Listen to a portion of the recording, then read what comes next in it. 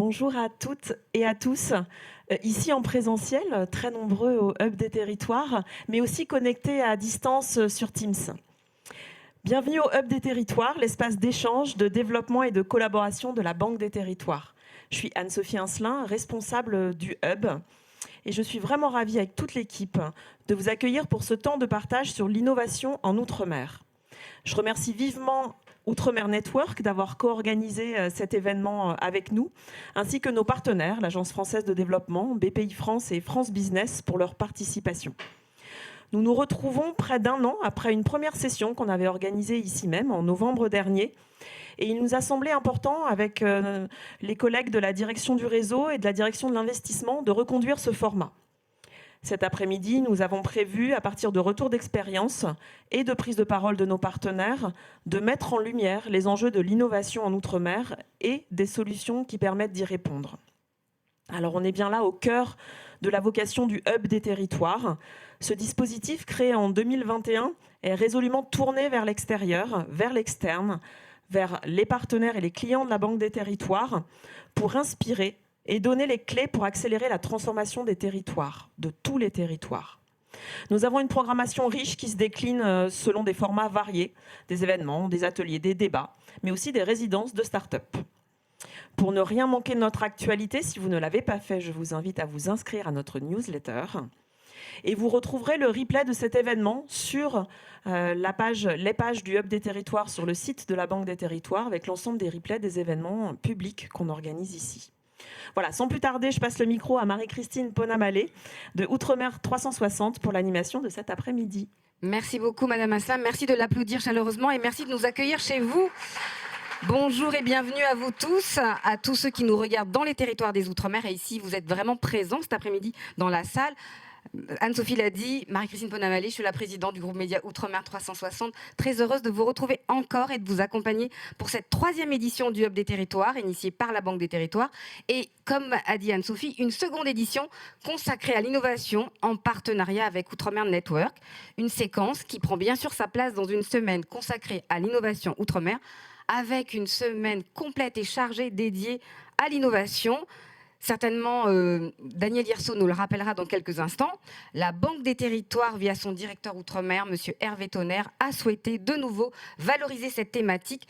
Un élément, vous le savez maintenant, structurant pour les Outre-mer. Et bien sûr, ce n'est pas vous qui me contredirez, partagé par tous désormais.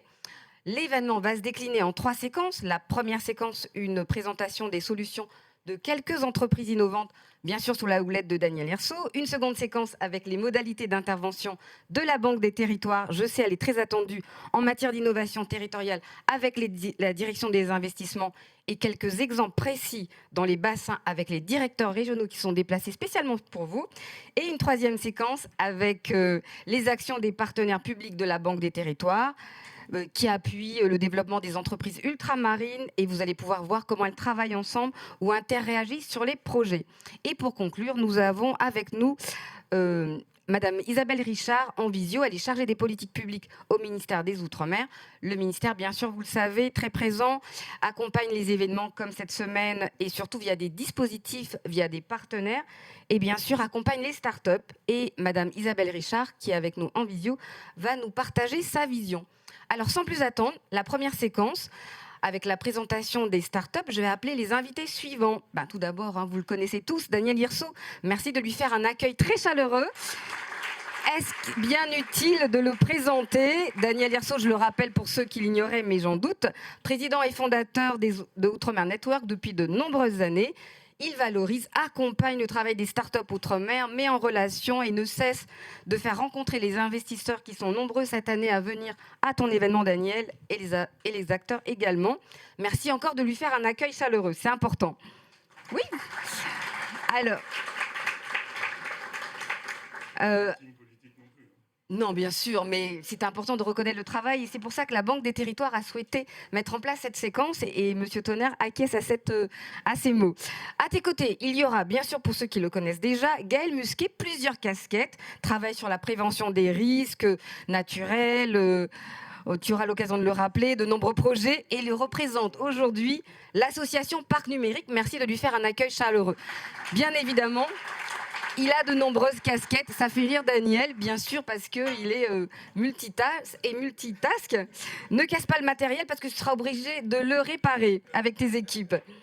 À distance, il me semble, nous avons, je pense qu'il est présent, Eddy Dureuil, vice-président et cofondateur de l'entreprise Ecoteam en visio. Bonjour Monsieur Dureuil, j'espère que vous nous entendez. Merci de l'applaudir, de lui faire un accueil chaleureux. Les équipes techniques vont me dire si c'est bon. Oui. Et avec nous, Larry VTA Chiou, j'espère que je ne massacre pas son nom, responsable du développement stratégique et des partenariats chez Tahiti Marine Biotech. Merci de lui faire un accueil chaleureux. Daniel, c'est à toi pour cette séquence pour nous faire un tableau ou dresser un portrait de l'écosystème d'innovation ou pour parler de ta semaine. Merci, bonjour à tous, on est ravis de vous voir. En plus, vous êtes tous beaux, donc malgré la pluie. Outre-mer Network et Innovation Outre-mer, plutôt que de parler de ce qu'on essaye de faire depuis 14 ans, c'est-à-dire faire rimer Innovation Outre-mer, on trouvait qu'un KPI, c'était mieux à afficher. Donc c'est 38 millions d'euros de levée pour nos startups via un concours qui est maintenant devenu une petite référence entre la rencontre entre les entrepreneurs et les fonds d'investissement. Un peu plus de 1200 entrepreneurs aujourd'hui qu'on a formés via une formation que vous pouvez retrouver sur BFM qui s'appelle BFM Stratégie, avec un grand patron du CAC 40, Xavier Fontanet, quand il était encore PDG d'Essilor. Et puis nous-mêmes, au fur et à mesure, incubateurs, accélérateurs, nous sommes devenus l'un des programmes de la Station F à Paris. On a décidé d'emmener au cœur de l'innovation. On a décidé d'y emmener des startups ultramarines et de dire que l'outre-mer a sa place dans le plus grand campus de startups du monde. Et puis, pour finir, on est sur la voie normale des incubateurs accélérateurs. On a monté notre microfonds qui s'appelle Tremplin Capital avec Malia Metella, la championne olympique que vous connaissez certainement. Et donc, on essaye de repérer, regarder des pépites. Vous en connaissez beaucoup, je ne vais pas toutes les citer. Il y en a déjà un à ma droite. Et surtout, de leur faire rencontrer des gens qui peuvent être importants sur deux facteurs et deux choses très importantes pour elles, en tout cas. L'attraction commerciale, donc les corporates. Et de l'autre côté, les fonds d'investissement, les solutions de financement. Et donc, on a été ravis de faire la rencontre de Hervé Tonnerre il y a quelques temps, qui nous a dit c'est bien ce que vous faites, comment on peut travailler ensemble, comment on peut détecter encore plus de startups et surtout comment on peut leur faire connaître les outils, les produits de la Banque des Territoires et mieux leur faire répondre aux appels à projets. Voilà. Donc, c'est un peu plus de 900 startups qu'on a conseillé et accompagné. Et le but, c'est d'augmenter un peu plus le pipe de partenaires sur les solutions de financement, mais aussi sur les solutions de traction commerciale. Merci beaucoup. Vous pouvez l'applaudir, s'il vous plaît. Vous voyez, 900 startups, c'est beaucoup. C'est un travail de longue haleine que Daniel et ses équipes mènent depuis plus de 14 ans. Une pépite, tu l'as dit, pour Gaël Musquet. Je vais te laisser te présenter. Je le tutoie, bien sûr, puisque c'est un adepte de Outre-mer 360. On a parlé de ses nombreuses activités dans la prévention des risques et dans de nombreux domaines. À toi pour tes multi-casquettes et surtout pour Parc Numérique que tu défends aujourd'hui. Pour ceux qui me connaissent, je suis guadeloupéen, j'ai été victime enfant de l'ouragan Hugo en 1989 et cette catastrophe naturelle-là est au cœur en fait de ma carrière professionnelle et le Parc Numérique est l'association aujourd'hui que je parraine et qui me permet d'associer toutes mes passions, les territoires d'outre-mer qui m'ont vu naître, le hacking, la cybersécurité, la météorologie que j'ai eu le plaisir d'étudier au début de ma carrière professionnelle et bien sûr la capacité aujourd'hui en tant que père, j'ai 2 adolescents qui ont 16 et 14 ans, qui rêvent beaucoup, mais je me dis que ce serait intéressant que les 2 territoires les plus vieux de France, la Guadeloupe et la Martinique, ne voient pas partir leur talent, ne voient pas partir leur jeunesse, parce que ces jeunes ne rêvent pas, ou en tout cas que d'autres territoires les font plus rêver que ceux qui les ont vus naître.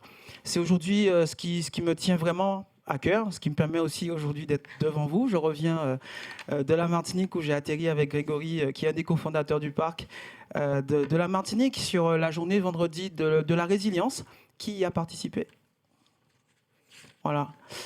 Les territoires d'outre-mer font partie des territoires les plus vulnérables. Le réchauffement climatique, évidemment, on en parle tous les jours.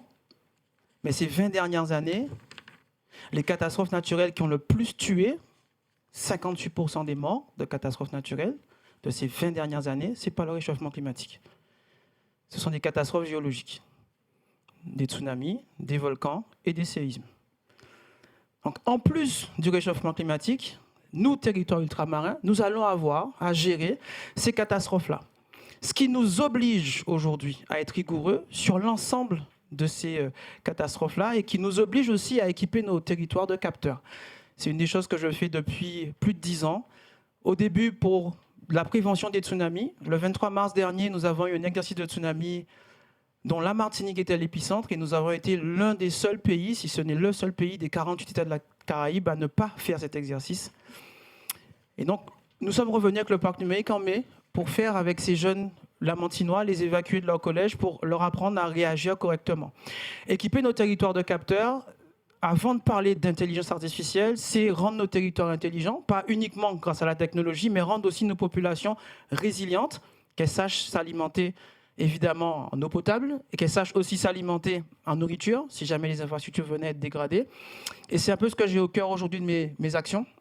C'est comment ces capteurs, donc au début je vous disais les tsunamis, c'était une surprise pour moi de découvrir que les Guyanais ne savaient pas qu'ils étaient impactés par ce risque-là. Et la réponse qu'on m'a donnée, vous savez, quand j'ai interrogé les Guyanais à Cayenne, ce qu'ils m'ont dit, qu'ils ne sont pas victimes potentiellement des tsunamis parce qu'il y a le CSG, parce qu'il y a le Centre spatial guyanais. Une population qui ne sait pas qu'elle est en face d'une catastrophe naturelle, pour quelque raison que ce soit, c'est une population qui demain ne sera pas résiliente, qui ne l'est déjà pas aujourd'hui. Donc le capteur que j'ai avec moi, c'est le capteur que j'ai installé avec mes enfants sur la Seine pour mesurer en 2016, après la crue de la Seine. On a eu une crue de la Seine, plus d'une dizaine de morts à Paris, en région Île-de-France, à cause d'une crue d'un cours d'eau qui montait de 2 cm par heure. Donc on a le temps de l'avoir monté la Seine, 2 cm par heure. Et c'est un peu ce que je défends avec le parc numérique. C'est comment on va pouvoir installer ces capteurs sur l'ensemble du territoire pour participer à la résilience des collectivités. Comment des industriels vont pouvoir accompagner le développement et la pose de ces capteurs. Et donc pour faire ça, pour aller plus vite, ce qu'on a eu comme idée au parc numérique, c'est de faire des stages, découverte des métiers de troisième. Ce sont des stages qui sont compliqués à avoir déjà dans l'Hexagone. Alors imaginez dans les territoires ultramarins où le tissu industriel est moins développé. L'idée, c'est que ces jeunes, on les refasse rêver, comme moi on m'a fait rêver, enfant, j'ai 43 ans. J'ai eu la chance d'avoir des hommes et des femmes qui, enfants, m'ont fait rêver de technologie, de science. Et je pense que c'est la meilleure manière de combattre les scepticismes, quel qu'il soit, et de permettre en fait à ces enfants de rêver. Faire des stages de troisième aujourd'hui, c'est garantir dans 5 ans d'avoir des techniciens, des ingénieurs potentiellement, qui pourraient défendre et qui pourraient développer nos territoires. Alors à l'échelle d'une association, ça peut paraître compliqué, mais je vous donne un exemple, plus de 3500 jeunes que j'ai pu accueillir en 3 ans, 30 stagiaires de troisième, et ça continue. On a eu la chance d'en évacuer plus de 350 au collège Petit Manoir au Lamentin. Ce sont des élus aussi qui se mobilisent pour que, à travers des vacances apprenantes, à travers des colonies de vacances apprenantes, on puisse travailler avec ces jeunes sur ces différents secteurs et que nos entreprises, nos futures startups naissent évidemment de leurs idées, que ces jeunes puissent aussi être employés par ces différentes entreprises et que nous, adultes, évidemment, nous puissions financer. C'est plus de 600 000 € que nous avons pu débloquer en 10 ans pour des exercices de tsunami. C'est beaucoup, mais ce n'est pas assez. On entend les montants qui sont débloqués pour des activités commerciales.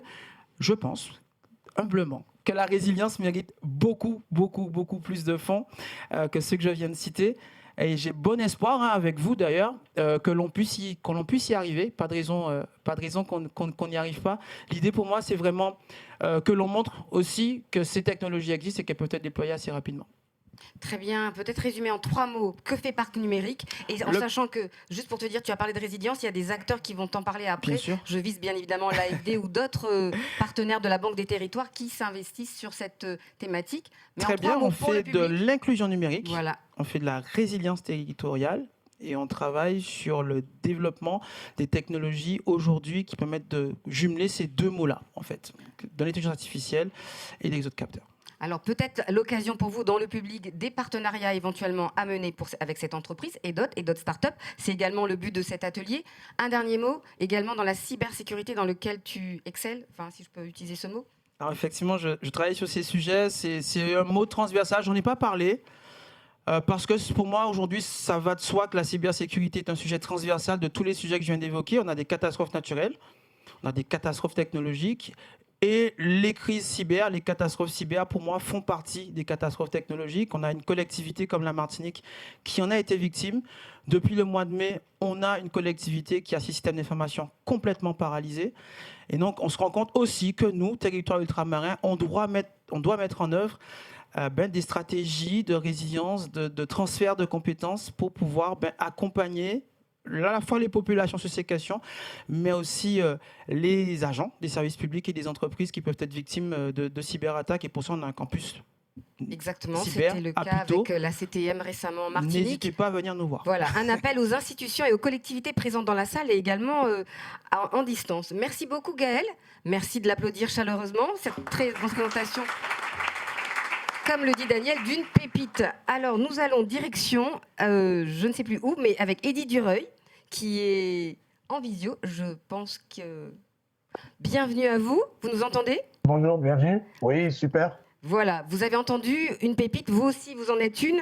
À votre façon, pouvez-vous présenter votre entreprise, présenter votre start-up et les points forts et peut-être éventuellement proposer des partenariats ou des perspectives ou dresser des perspectives. C'est à vous. Oui, donc alors, je me présente, je suis Eddy Dureuil, je suis cofondateur de Solutions Ecotime. Ecotime, en fait, c'est une entreprise qui fabrique des systèmes pour la gestion de l'eau et d'énergie, en fait, dans les bâtiments.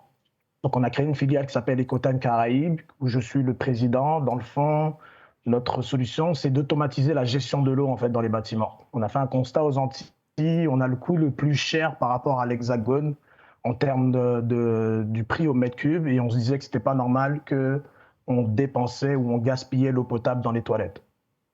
C'est de là qu'on s'est dit que on peut malheureusement pas construire en fait comme un hexagone en fait aux Antilles. Donc il faudrait repenser notre façon de gérer l'eau dans les bâtiments. C'est pour ça que on a une solution en fait qui va aller gérer en fait tout ce qui est précipitation et eau d'usage, donc les eaux des bains, des douches, des machines à laver, afin de les recirculer sans passer par les infrastructures municipales pour aller économiser en fait l'eau en fait là où l'eau potable lorsqu'elle n'est pas nécessaire.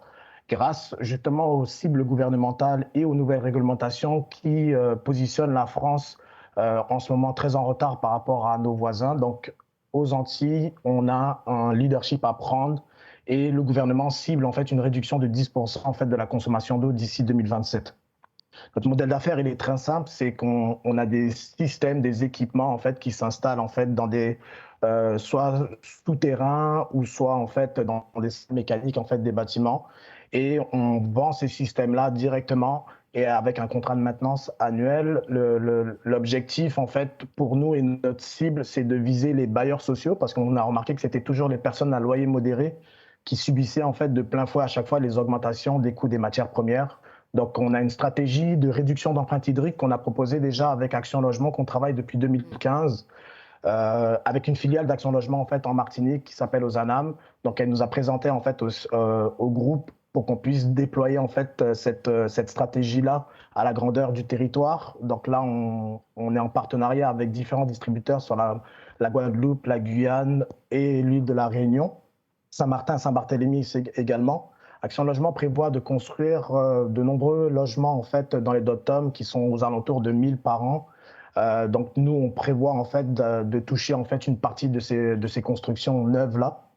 Notre équipe est composée en fait de 3 ingénieurs mécaniques en bâtiment et électrique pour les contrôles. Moi, je suis la personne qui focalise sur la stratégie commerciale, et on a un technicien et un plombier en fait sur place.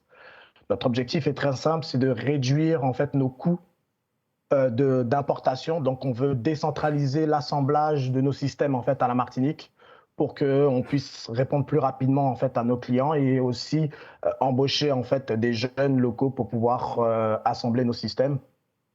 Et là où est-ce qu'elle est notre protection en fait, c'est au niveau en fait de la ligne de contrôle et de nos codes en automatisation. La perspective, c'est vraiment de couvrir tous les territoires de la Caraïbe, donc francophone et les DOM, et puis partir après sur le territoire national où on est déjà justement en partenariat avec certaines filiales d'Action Logement. Très donc bien. Voilà, j'ai fait ma présentation. Très bien, quelques éléments si vous avez des questions, je suis très ouvert. Comment ? D'accord. Peut-être, est-ce qu'on prend les questions maintenant ou on les prend à la fin? Comme vous êtes en visio à distance, on va peut-être voir si la salle a des questions, exceptionnellement parce que vous n'êtes pas présent dans la salle, ou même vos collègues à côté. Pour celles et ceux qui souhaiteraient faire des partenariats avec votre entreprise, ou des questions? Non? Tout roule? Ah, il y a un monsieur, donc une hôtesse va vous apporter le micro, tout de suite. Enfin, rapidement, je veux dire. C'est la rapidité, c'est trop de jus de canne. Oui, bonjour. N'hésitez pas à vous présenter, à dire d'où vous venez, originaire, et votre nom et prénom, bien évidemment. Allez-y, appuyez sur le petit bouton. Oui, bonjour. Alors, je suis Mohamed Issouf, je viens de Mayotte. Très bien. Alors, j'ai aimé votre présentation et c'est des solutions qui nous paraissent très intéressantes pour nos territoires. Je pense que tout le monde sait maintenant qu'on est confronté, nous, à Mayotte, à des problèmes d'eau qui sont vraiment exceptionnels. Avant de venir ici, je me suis douché avec 2 litres parce qu'il n'y avait pas d'eau depuis 48 heures, donc avant de prendre l'avion. Et du coup, il y a aussi Action Logement chez nous, il y a beaucoup de projets de construction et je me demande quand est-ce que vous venez à Mayotte, en fait. Voilà, une question directe. Très bonne question, justement. Alors, je vais répondre à ta question, Mohamed. On est en train justement d'ouvrir l'île de la Réunion pour couvrir le territoire de Mayotte en ce moment où est-ce qu'on se parle. Donc, je serais très content de vouloir aider en fait Mayotte. L'objectif de nos solutions, c'est de répondre à une problématique de la gestion de l'eau. On s'entend qu'on ne va pas pouvoir donner de l'eau potable en fait aux personnes de Mayotte, mais je veux qu'on comprenne que on n'a pas le luxe de gaspiller la ressource en eau potable dans les toilettes aujourd'hui. C'est un non-sens au XXIe siècle. Donc pour nous, en fait, c'est vraiment à ça qu'on veut s'attaquer. Et Mohamed, je voulais te dire, dans les prochaines années, en fait, 2024, on va commencer à regarder des projets du côté de justement l'océan Indien. Merci beaucoup. Est-ce qu'il y a une autre question? Oui, voilà, monsieur a une autre question. Et là, l'hôtesse arrive. Merci beaucoup, merci à vous. Il faut appuyer sur le bouton. Bonjour à tous, Adrien Charnicolas, cofondateur de Pureva, une solution de filtration pour les foyers. Donc le sujet nous touche également. Moi, ma question, c'est simplement, est-ce que vous avez des capacités à installer également sur les logements déjà existants ou vous faites uniquement sur les logements neufs? Alors, tout bâtiment, en fait, est bien spécifique à soi. On a un projet de rétrofit, justement, avec Ozanam sur le quartier Corridon, où on a fait une analyse, en fait, de la façon comment était fait le bâtiment. Donc, l'avantage, c'est que certains bailleurs avaient déjà séparé tout ce qui était drain pluvial, eau vanne, eau grise, eau noire. Donc, ça nous permet, en fait, de nous implanter assez facilement au niveau de nos solutions. Donc, je te dirais, c'est vraiment du cas par cas. Pour l'implantation de nos solutions. Mais on vise principalement en fait les nouvelles constructions. Merci beaucoup. Merci à vous. Alors, avec plaisir. Merci beaucoup. En tout cas, on voit bien la problématique de l'eau est essentielle dans nos territoires. Hein. Ça, plus que jamais, l'actualité nous le dit chaque jour. Et bien sûr, le cas de Mayotte et la Guadeloupe encore plus. Merci beaucoup, Eddy. Merci d'applaudir Eddy, s'il vous plaît, pour sa présentation. Et n'hésitez pas, vous avez ses coordonnées pour celles et ceux qui voudraient faire des partenariats ou l'aider dans son entreprise. Eddy va suivre la suite de la présentation concernant les investissements et le financement. Et maintenant, direction le Pacifique, la Polynésie, avec Larry Vetea-Cheo, responsable du développement stratégique des partenariats chez Tahiti Marine Biotech. Alors, qu'est-ce que c'est que Tahiti Marine Biotech? Yordana. Bonjour tout le monde. Déjà, avant de parler de Tahiti Marine Biotech, j'aimerais revenir un peu sur notre contexte. C'est pas toujours clair, mais il y a une raison pour laquelle on appelle notre planète la planète bleue. Des fois, on le voit pas, mais quand on prend Google Earth pour le coup et on centre sur Tahiti, on sait pourquoi. On voit un petit peu d'Amérique, un petit peu d'Australie, d'Antarctique, mais c'est quasiment tout. La Polynésie française, c'est 118 îles éparpillées sur une surface large comme l'Europe. C'est une ZEE de 5 millions de kilomètres carrés. 5 millions, c'est la moitié de la ZEE française. pour une superficie de 3500 km² de terre. Et donc la première ressource naturelle qu'on a en Polynésie, c'est la mer. J'aimerais également revenir en termes d'innovation, c'est que traditionnellement, la population polynésienne a toujours été innovante. C'était une manière de survivre. Il y a des millénaires, quelques millénaires et des grandes migrations qui a fait que de ce petit point, une île à côté, Raiatea, les grands voyageurs polynésiens, les navigateurs sur des canoës en bois, traversaient des milliers de kilomètres à la lueur des étoiles, sont allés jusqu'à habiter Aotearoa, la Nouvelle-Zélande, Hawaï, mais également l'ensemble des îles polynésiennes. Il y a quelques décennies de cela, on a également le fait, c'était que les îles du Pacifique ont servi de territoire d'expérimentation. On a abrité le centre des expérimentations du Pacifique pendant de nombreuses années. Et donc, de cette façon, à la fois la Polynésie en termes de population, mais également de territoire, a toujours été dans l'innovation. On l'a un peu perdu parce qu'à un moment donné, on s'est dit d'autres personnes vont venir résoudre nos problèmes. Et aujourd'hui, c'est plus tout à fait vrai. Aujourd'hui, on se rend compte que loin de tout, donc tout est plus cher. Donc il y a des rapports qui disent qu'en Calédonie, en Polynésie, le coût de la vie est 40% plus élevé que dans l'Hexagone.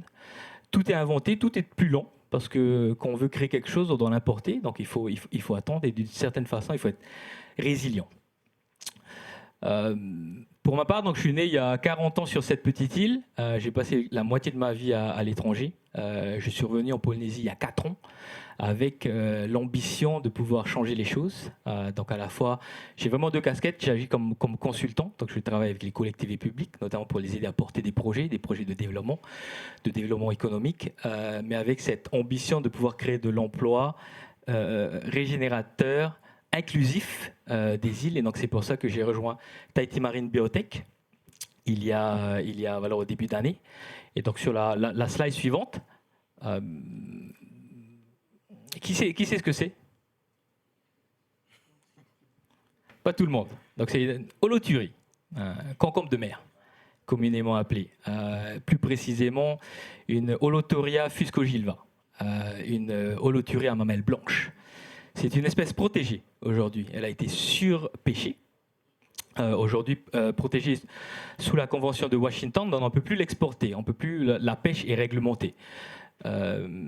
Donc pour la petite histoire, il y a une dizaine d'années, le fondateur de Tahiti Marine Biotech, Auguste Buluc, a été diagnostiqué d'un cancer du pancréas, dont il a survécu. Il n'y en a pas beaucoup qui survivent. Lui, il a survécu. Il a eu une opération en urgence en Evasan, ici dans l'Hexagone. Il était également un professionnel de santé, donc un infirmier. Donc, il connaissait une chose ou deux au cancer. Et donc, à la suite de cet acte chirurgical, il a eu beaucoup d'effets secondaires. Donc, a cherché un remède non médicamenteux aux effets du cancer. Il s'est retrouvé à un traitement expérimental aux États-Unis à base de pilules d'holoturie, donc de concombre de mer. Et une fois rentré chez lui, et là-bas on lui a dit vous avez les meilleures espèces.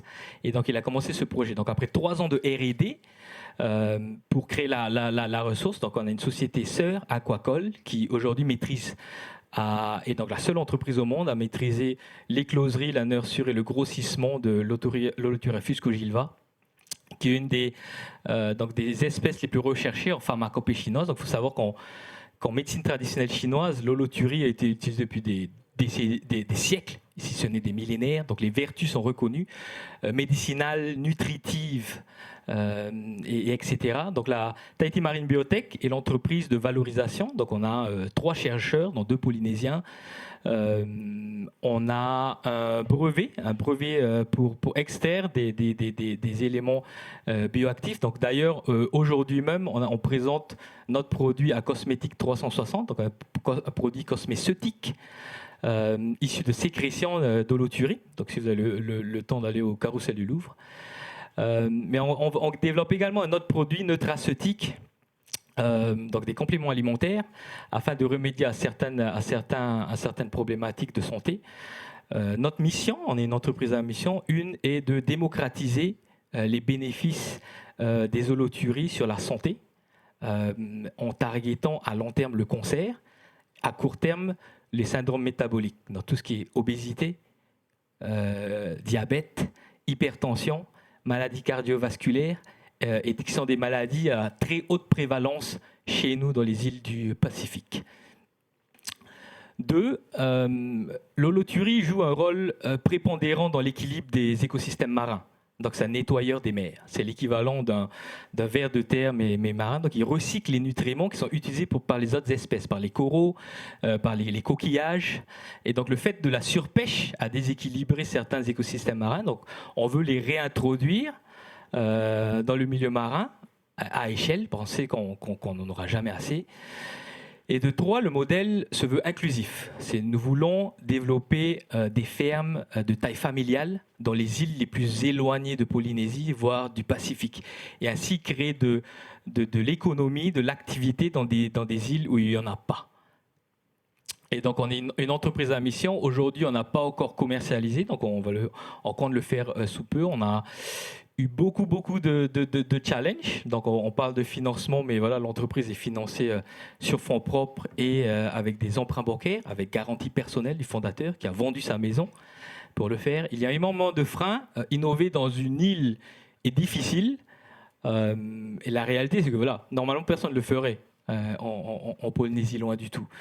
On est des Polynésiens, on veut pouvoir changer les choses en Polynésie, on veut pouvoir montrer que c'est possible d'innover en Polynésie, et c'est pour ça qu'on se démène et qu'on pense qu'on est très proche d'y arriver.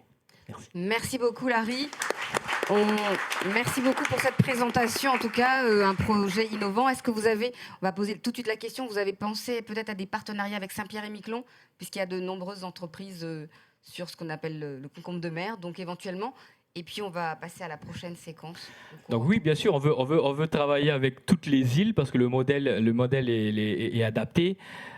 Aujourd'hui, on n'est pas encore prêt. Donc, on est allé en Calédonie il y a un mois. On a des demandes de Wallis et Futuna, des îles Cook, de Tonga pour notre expertise. On le fera, en temps voulu. On veut travailler avec un maximum de partenaires. On sait que la demande est telle, notamment en Asie, qu'on n'en aura jamais assez. Et donc, bien sûr, on est prêt à accompagner tous ceux qui voudraient travailler avec nous. Merci beaucoup. Merci de l'applaudir chaleureusement. Et à chacun d'entre vous, je vais demander un mot, un conseil pour les start-upers ou les investisseurs. Un mot, chacun d'entre vous. Oui, bien sûr, à vous. Mais Daniel, tu les parraines, donc à toi également. Pas de leur donner des conseils depuis oui, mais c'est pas grave. Tu continues, tu es toujours actif. Ouais, écoutez les conseils que je vous donne. Voilà un conseil. Gaël ? Le rêve, c'est un moteur beaucoup plus puissant que la peur. Est-ce que Eddy est toujours là ? Oui ? Non ? Il a coupé ? Est-ce s'il est là, on le prend quand même ? Oui, il est là. C'est une table ronde. Alors, on est dans l'innovation. L'échec n'est pas définitif, c'est le processus naturel d'apprentissage de l'humain. Merci beaucoup, Eddy. Oui, vous pouvez l'applaudir quand même. Et à vous, Larry, pour le mot. C'est simple, ça va être ambition. Donc, je pense que aujourd'hui, on a une opportunité dans les îles de montrer qu'on peut avoir un autre système de développement, et il nous faut être ambitieux.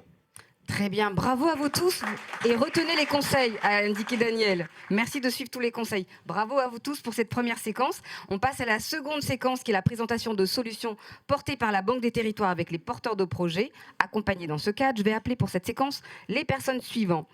Nicolas Blanc, monsieur Nicolas Blanc, s'il vous plaît, merci de l'accueillir chaleureusement, qui est le directeur régional Océan Indien à la Banque des Territoires. Merci d'être avec nous. Monsieur Didier Solis, responsable, merci d'être à mes côtés. Voilà, Didier Solis, responsable marketing et animation filière investisseur à la Banque des Territoires. Merci de l'applaudir chaleureusement. Vous avez des places, en fait, juste après monsieur Nicolas Blanc, pour suivre les... Voilà, c'est pour que les start-upers viennent vous embêter après et retiennent vos noms. Monsieur Christophe Laurent, directeur régional Antilles-Guyane à la Banque des Territoires. Plus chaleureux, s'il vous plaît. C'est les sous là maintenant, c'est important. Jean-Louis Vidalot, président de Guyane Spiruline, qui parlera également avec monsieur Christophe Laurent. Merci de l'applaudir chaleureusement. Ah pardon, oui j'ai oublié, désolé. C'est parce que j'allais dire votre faute, mais je peux pas dire ça parce que vous m'avez perturbé, bien évidemment. Alors on va se décaler, bien sûr, et c'est le meilleur pour la fin, mais qui va venir au début. Nada Villermain, l'écolier, j'ai oublié, directrice adjointe mandat et investissement d'avenir à la Banque des Territoires. Les hommes m'ont perturbé, vous avez vu. Alors voilà, c'est une séquence importante. On va parler investissement, mais on va tout de suite direction Mayotte pour une vidéo sur le data center de Mayotte avec Fessoal Moussoun, président de Ethic Service. Donc, bonjour, je m'appelle Fessoal Moussoun, je suis le dirigeant de ITH et le porteur de projet du premier data center de colocation de Mayotte. Aujourd'hui, je vais vous parler de ce premier data center qu'on a construit à Mamoudzou, qui est le chef-lieu de Mayotte. Donc, c'est une réalisation assez exceptionnelle. C'est un équipement technique dont la réalisation a été possible grâce à l'aide de la Caisse des dépôts. Il s'agit d'un investissement de l'ordre d'un peu moins de 10 millions d'euros, qui consistait à la construction d'un centre de données Tier 3. Tier 3 étant en fait le niveau de disponibilité et de résilience en fait, de l'équipement, qui a un niveau très élevé, d'une capacité de 80 B, donc un équipement à dimension territoriale qui a pour vocation en fait, de délivrer des services aux entreprises privées et publiques du territoire de toute taille. C'est une ère numérique un peu nouvelle du coup, qui s'ouvre sur le territoire avec ce type d'infrastructure, assez décisif hein, pour Mayotte, qui a un territoire qui connaît un très fort développement, un développement très rapide, il y a beaucoup d'enjeux à traiter. Et donc c'est un maillon qui vient compléter les infrastructures numériques de l'île. Un maillon important qui nous permet aujourd'hui d'envisager des solutions digitales de haut niveau pour traiter les enjeux du territoire. On espère aussi que ça améliorera l'attractivité du territoire du point de vue des services numériques, pour attirer un petit peu plus de SN, plus d'ingénierie, et que derrière, effectivement, ça nous permettra de créer plus d'emplois.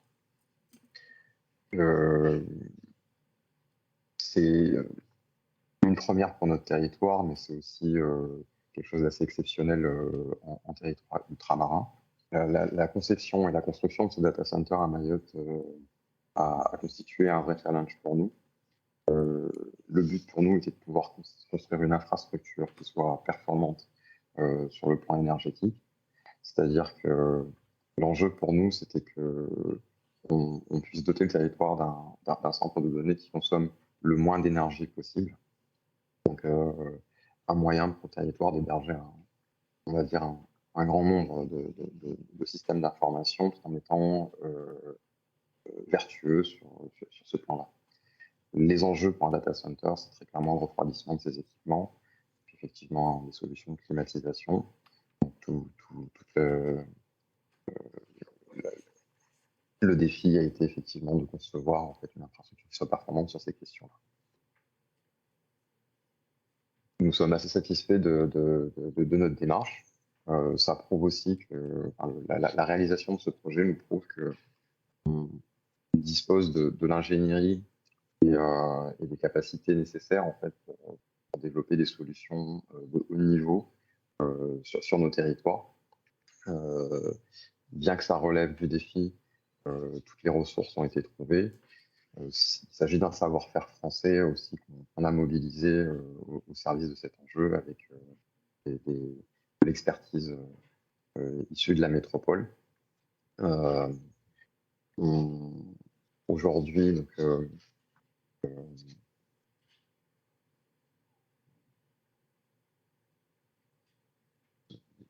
il y a fort à parier en fait, que cette expérience pourrait être mise à profit dans d'autres régions, dans d'autres territoires. On a prouvé, nous, grâce à la mise en service de cette infrastructure, qu'il s'agissait d'un besoin fort. En conclusion, donc, ce data center avec l'expertise locale et le soutien de la Caisse des dépôts symbolise un peu une nouvelle ère numérique pour notre territoire. C'est un pas en avant prometteur pour Mayotte, une expérience qui va probablement pouvoir servir les autres régions ultramarines. Et aujourd'hui, on peut d'ores et déjà dire que c'est un succès aussi commercial, parce que depuis sa mise en service, on se rend bien compte, en fait, avec l'arrivée de nouveaux clients, que c'était un produit qui était attendu. Donc, voilà. Je vous remercie de m'avoir suivi je vous remercie d'avoir suivi cette présentation et je vous souhaite un bon événement. Merci beaucoup. On applaudit chaleureusement Fessoal Moussoum qui, comme il l'a dit, a mis en place le premier data center de Mayotte, bien sûr avec l'aide de la Banque des Territoires. Monsieur Nicolas Blanc, peut-être quelques mots, comment vous y êtes arrivé, comment vous avez accompagné ou quelles sont les perspectives de ce data center et comment vous envisagez le développement? Bien, bonjour à toutes et à tous. Je vais vous répondre par un petit détour déjà pour vous dire que ce monsieur que vous venez d'entendre est un grand monsieur.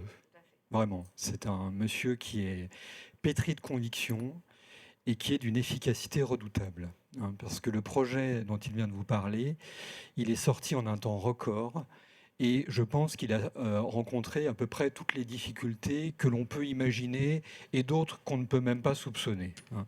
Donc ce monsieur a été d'une efficacité vraiment à toute épreuve et il se trouve qu'on a inauguré le data center de Mayotte, qui est le premier, hein, quasiment il y a un an jour pour jour, parce que c'était le 21 octobre dernier. Donc il en a abondamment parlé et j'ai fait le choix à l'occasion de ce hub de l'innovation en tant que directeur régional Océan Indien de vous parler de Mayotte, parce que alors j'ai compris qu'il y avait au moins un Mahorais dans l'assistance. J'espère qu'il y en a d'autres, mais ça me fait plaisir de vous parler de Mayotte sur d'autres thématiques que celle de l'insécurité ou de la crise de l'eau actuellement. Alors, je dois quand même vous dire que ce n'est pas parce qu'on ne va pas vous parler de ces sujets-là cet après-midi que la Banque des Territoires s'en désintéresse. Au contraire, moi, la feuille de route que je me suis fixée, avec d'ailleurs nos cousins de l'AFD, ici représentés, c'est d'accompagner prioritairement les politiques publiques sur les questions d'accès aux ressources essentielles, aux besoins essentiels, que l'on parle de l'accès à l'eau évidemment, et en étant pour parler pour financer l'usine de dessalement, que l'on parle de l'accès à la mobilité, évidemment de l'accès au logement, et on est très agissant sur ces sujets. Il n'en demeure pas moins que Mayotte, c'est un département français où la moyenne d'âge est de 23 ans. 41 ans dans l'Hexagone. Et donc, notre devoir de financeur du long terme, c'est aussi, certes, de gérer les problématiques immédiates, mais aussi de regarder vers l'avenir, de travailler sur les secteurs économiques qui vont être pourvoyeurs d'emplois. Et donc, c'est pour ça que j'ai voulu que cette illustration vous soit présentée. En fait, je ne vais pas vous dire beaucoup plus que ce que Fessoal vous a dit sur le data center, mais avec un an de recul, déjà vous dire notre immense satisfaction, parce que, en effet, au moment où nous faisions l'inauguration l'année dernière, la pré-commercialisation était de 80% des baies installés, et que le premier client du data center, c'est le centre hospitalier de Mayotte. Donc, autant vous dire qu'en tant qu'institution financière publique, le fait que nous accompagnons cette solution de gestion de la donnée, de sécurisation de la donnée, qui est au meilleur standard européen. Là aussi, sa modestie l'a amené à ne pas vous le dire, mais au meilleur standard européen, permettant de sécuriser des données essentielles des citoyens mahorais. On connaît tous les cyberattaques qui ont pu avoir lieu sur les données de santé. Bon, bah là, ça veut dire que la Banque des Territoires, au-delà de l'investissement qu'elle a apporté, un petit peu moins de 500 000 €, donc vous voyez que ce n'est pas pour nous un ticket très important. Mais ce qui est important à considérer, c'est que sur un projet de 10 millions d'euros, l'intervention de la Banque des Territoires a permis de lever de la dette et surtout les équipes de la direction de l'investissement ont apporté de la compétence, ont apporté de la connaissance. Au-delà de signer un chèque, on a passé beaucoup de temps à apporter de l'expertise et de l'ingénierie et c'est ça qui évidemment est aussi à retenir. Et donc on voit avec une immense satisfaction que les premiers clients sont des clients publics. Donc c'est ça aussi qui est important de se dire. Deuxième illustration que je voulais vous donner, c'est qu'on ne fait pas, encore une fois, qu'intervenir en prêt pour accompagner les politiques publiques. On réussit à investir dans des sociétés de projets à Mayotte. Et le dernier exemple en date, c'est la Technopole de Mayotte. La Technopole de Mayotte, elle va permettre d'accueillir des entreprises innovantes, d'accélérer le financement de la recherche, d'avoir un espace événementiel, d'avoir des espaces de coworking. Et évidemment, j'y reviens, ce sera mon mot de conclusion, sur une population aussi jeune. C'est pas toi, Didier, qui dira le contraire, je pense, qui a longtemps travaillé sur les questions d'éducation, que ces aspects, on doit les regarder sérieusement, on doit les accompagner en financement, on doit savoir y répondre en termes d'expertise, parce que c'est vraiment là qu'on répond aux besoins d'aujourd'hui, mais aussi on fait appel à notre capacité à anticiper les besoins de demain, et donc de savoir y répondre pour au mieux préparer le terreau favorable au développement des startups qui viennent de se présenter à vous. Merci beaucoup, Monsieur Nicolas Blanc. Merci de l'applaudir. C'est un choix important. Mayotte, c'est aussi l'innovation. On le connaît moins bien, mais en tout cas, il y a de nombreuses startups qui innovent. Vous avez cité évidemment le travail de la Technopole. C'était important ce choix sur le data center et de reconnaître également que Fiswal est très humble et une pépite, dirait Daniel, comme il le dit souvent. C'est à vous, Didier Celis, vous dans la continuité de ce que fait la Banque des Territoires. Oui, puis on parle d'investissement. Bonjour à toutes et à tous, on est vraiment ravis de vous accueillir aujourd'hui, même sous la pluie. Moi, je voudrais, en contrepoint de ce que vient de dire Nicolas, peut-être revenir un petit peu sur la Banque des Territoires et l'investissement et l'innovation à la Banque des Territoires. Je pense que la Banque des Territoires, vous connaissez tous. Est-ce qu'il y a dans la salle des personnes qui ne connaissent pas très bien ce que c'est que la Banque des Territoires? Non, il n'y a pas beaucoup de mains qui se lèvent. Je voulais quand même juste rappeler quelques mots-clés qui caractérisent bien la Banque des Territoires. D'abord, les enjeux auxquels on répond à la Banque des Territoires. Ce sont des enjeux de transformation des territoires et on en a évoqué déjà un certain nombre d'entre eux, transformation numérique avec le data center, transformation écologique avec les histoires d'eau, de gestion de l'eau à Mayotte, etc.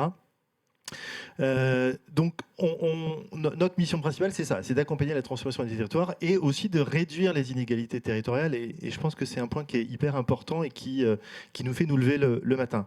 Et en gros, pour moi, il y a trois choses à avoir en tête quand on parle de la Banque des Territoires. C'est, premièrement, on est des outils à votre service, on est une palette d'outils à votre service. Et ça, c'est le premier point. On a plein d'outils à partager avec vous, que ce soit des outils purement Banque des Territoires, Caisse des dépôts, ou des outils qu'on opère au compte de l'État, et Nada, juste après mon intervention, y reviendra. Ce sont des outils qu'il faut aller chercher et qu'on déploie en parallèle et en très bonne intelligence et coordination avec nos partenaires de l'AFD, de la BPI, etc., etc. Donc, premier point, des outils. Deuxième point, et Nicolas l'a dit, c'est de l'expertise. Et on veut vraiment mettre ça aussi à votre disposition, de l'expertise, d'une triple expertise en réalité. Une expertise thématique, puisque j'y reviendrai un petit peu après, mais on a vraiment des experts très pointus sur tous les sujets qu'on couvre à la Banque des Territoires, qui permettent vraiment de rentrer dans l'innovation. On a une expertise juridique et financière qui permet aussi d'innover sur les montages financiers, sur la façon de prendre les sujets, qui parfois ont du mal à se monter, etc. Notre métier, c'est ça aussi, c'est de monter ces projets. C'est tout à fait ce que tu disais sur l'exemple de la Technopole. C'est comment on monte des projets là-dessus. Et puis, évidemment, une expertise territoriale en s'appuyant sur nos implantations territoriales et en particulier dans les Outre-mer. Alors, Banque des territoires, investissement. Pourquoi de l'investissement? Pourquoi on investit, sachant que dans le groupe Caisse des dépôts, il y a BPI France qui investit et qui est connu pour être l'organe qui investit dans l'entreprise. C'est important pour nous aussi, Banque des territoires, d'avoir cet outil de l'investissement. Et ça, au moins pour 4 bonnes raisons. La première, comme je le disais tout à l'heure, c'est qu'on répond à des problématiques territoriales. Et donc, l'investissement, c'est un formidable outil pour faire émerger des opérateurs de ces territoires, des opérateurs qui viennent apporter des réponses. Deuxième chose, et vous êtes un bon panel cet après-midi présent avec nous, l'investissement nous permet d'accompagner les acteurs qui sont structurants pour les territoires, qui les font vivre et qui en font aussi l'attractivité. Et donc l'investissement là-dessus aussi est un outil très très utile. Ensuite, troisième point, c'est l'idée que notre mission, c'est aussi de détecter et d'encourager les producteurs d'innovation territoriale. Et c'est un peu la logique dans laquelle on est avec ce partenariat avec Outremer Network. Je remercie Daniel, que je vois au fond de la salle, qui est très attentif. Mais c'est ça aussi, notre mission, c'est de détecter les innovations des territoires et d'aider à les faire émerger. Alors, pas tout seul. Parfois, on les détecte et puis on travaille en coordination avec nos partenaires, nos autres partenaires. Mais voilà. Et puis enfin, dernier point, qui est un point aussi hyper important, et je pense aussi particulièrement dans les Outre-mer, c'est d'aider à ce qu'on implante et réimplante l'industrie sur les territoires. Il y a eu beaucoup d'articles, d'émissions, de livres écrits sur le sujet, mais c'est vrai qu'on est vraiment confronté à cette problématique de l'industrie. Et je pense qu'on est en train de vraiment rechanger bien la vapeur là-dessus. Mais c'est aussi pour ça qu'on fait de l'investissement, c'est pour aider à ce grand mouvement de réindustrialisation de nos territoires et de tous nos territoires. En quelques mots, rapidement, je ne vais pas vous saouler avec des chiffres, mais en gros, quand même pour donner une ordre de grandeur, l'investissement à la Banque des territoires, c'est à peu près 2 milliards d'investissements par an depuis 3-4 ans, pour un portefeuille qui aujourd'hui fait 7 milliards, avec à peu près 1400 projets dedans. Et si on rentre un peu plus dans le détail de ce qu'on fait, pour vous donner aussi un peu une idée des types d'actifs, de classes d'actifs d'investissement, on fait beaucoup de projets d'infrastructure, d'infrastructure de l'énergie, de la mobilité, du numérique. On fait pas mal de projets autour de l'immobilier aussi, et là-dedans, on retrouve le projet que Nicolas a cité. L'entreprise, c'est quelque chose qui monte aussi, avec un portefeuille qui est autour de 450 millions d'euros. Donc vous voyez, ça représente quand même une bonne partie de notre portefeuille. Et puis des fonds, je ne l'ai pas mentionné, mais c'est aussi un outil qu'on utilise pour aussi massifier nos actions et vers lequel aussi vous, acteurs des territoires, vous pouvez vous tourner. Dernier mot rapide, je saute plein de slides, juste pour vous donner une idée des grandes thématiques. Et ça peut faire écho, vous dire qu'est-ce qui est intéressant, qu'est-ce qui nous intéresse aussi de regarder à la Banque des territoires, parce que on n'investit pas sur tout non plus, on a quand même quelques focus et avec quand même l'idée de répondre aux problématiques territoriales. Les grandes thématiques qui nous occupent, les grands sujets qui nous occupent, on peut en gros les répartir autour de 4 grandes thématiques. Les services numériques, avec tous les sujets de Smart City, de cyber, on en a déjà parlé tout à l'heure, mais c'est vrai que ce sont des sujets qui sont au cœur de tous nos enjeux. Les services numériques qui viennent aider à la santé, au tourisme, et puis les questions de gestion de données. Et ça aussi, c'est un point important, puisque ces questions de données permettent de répondre à pas mal de sujets. Les services de mobilité, je ne m'appesantis pas dessus.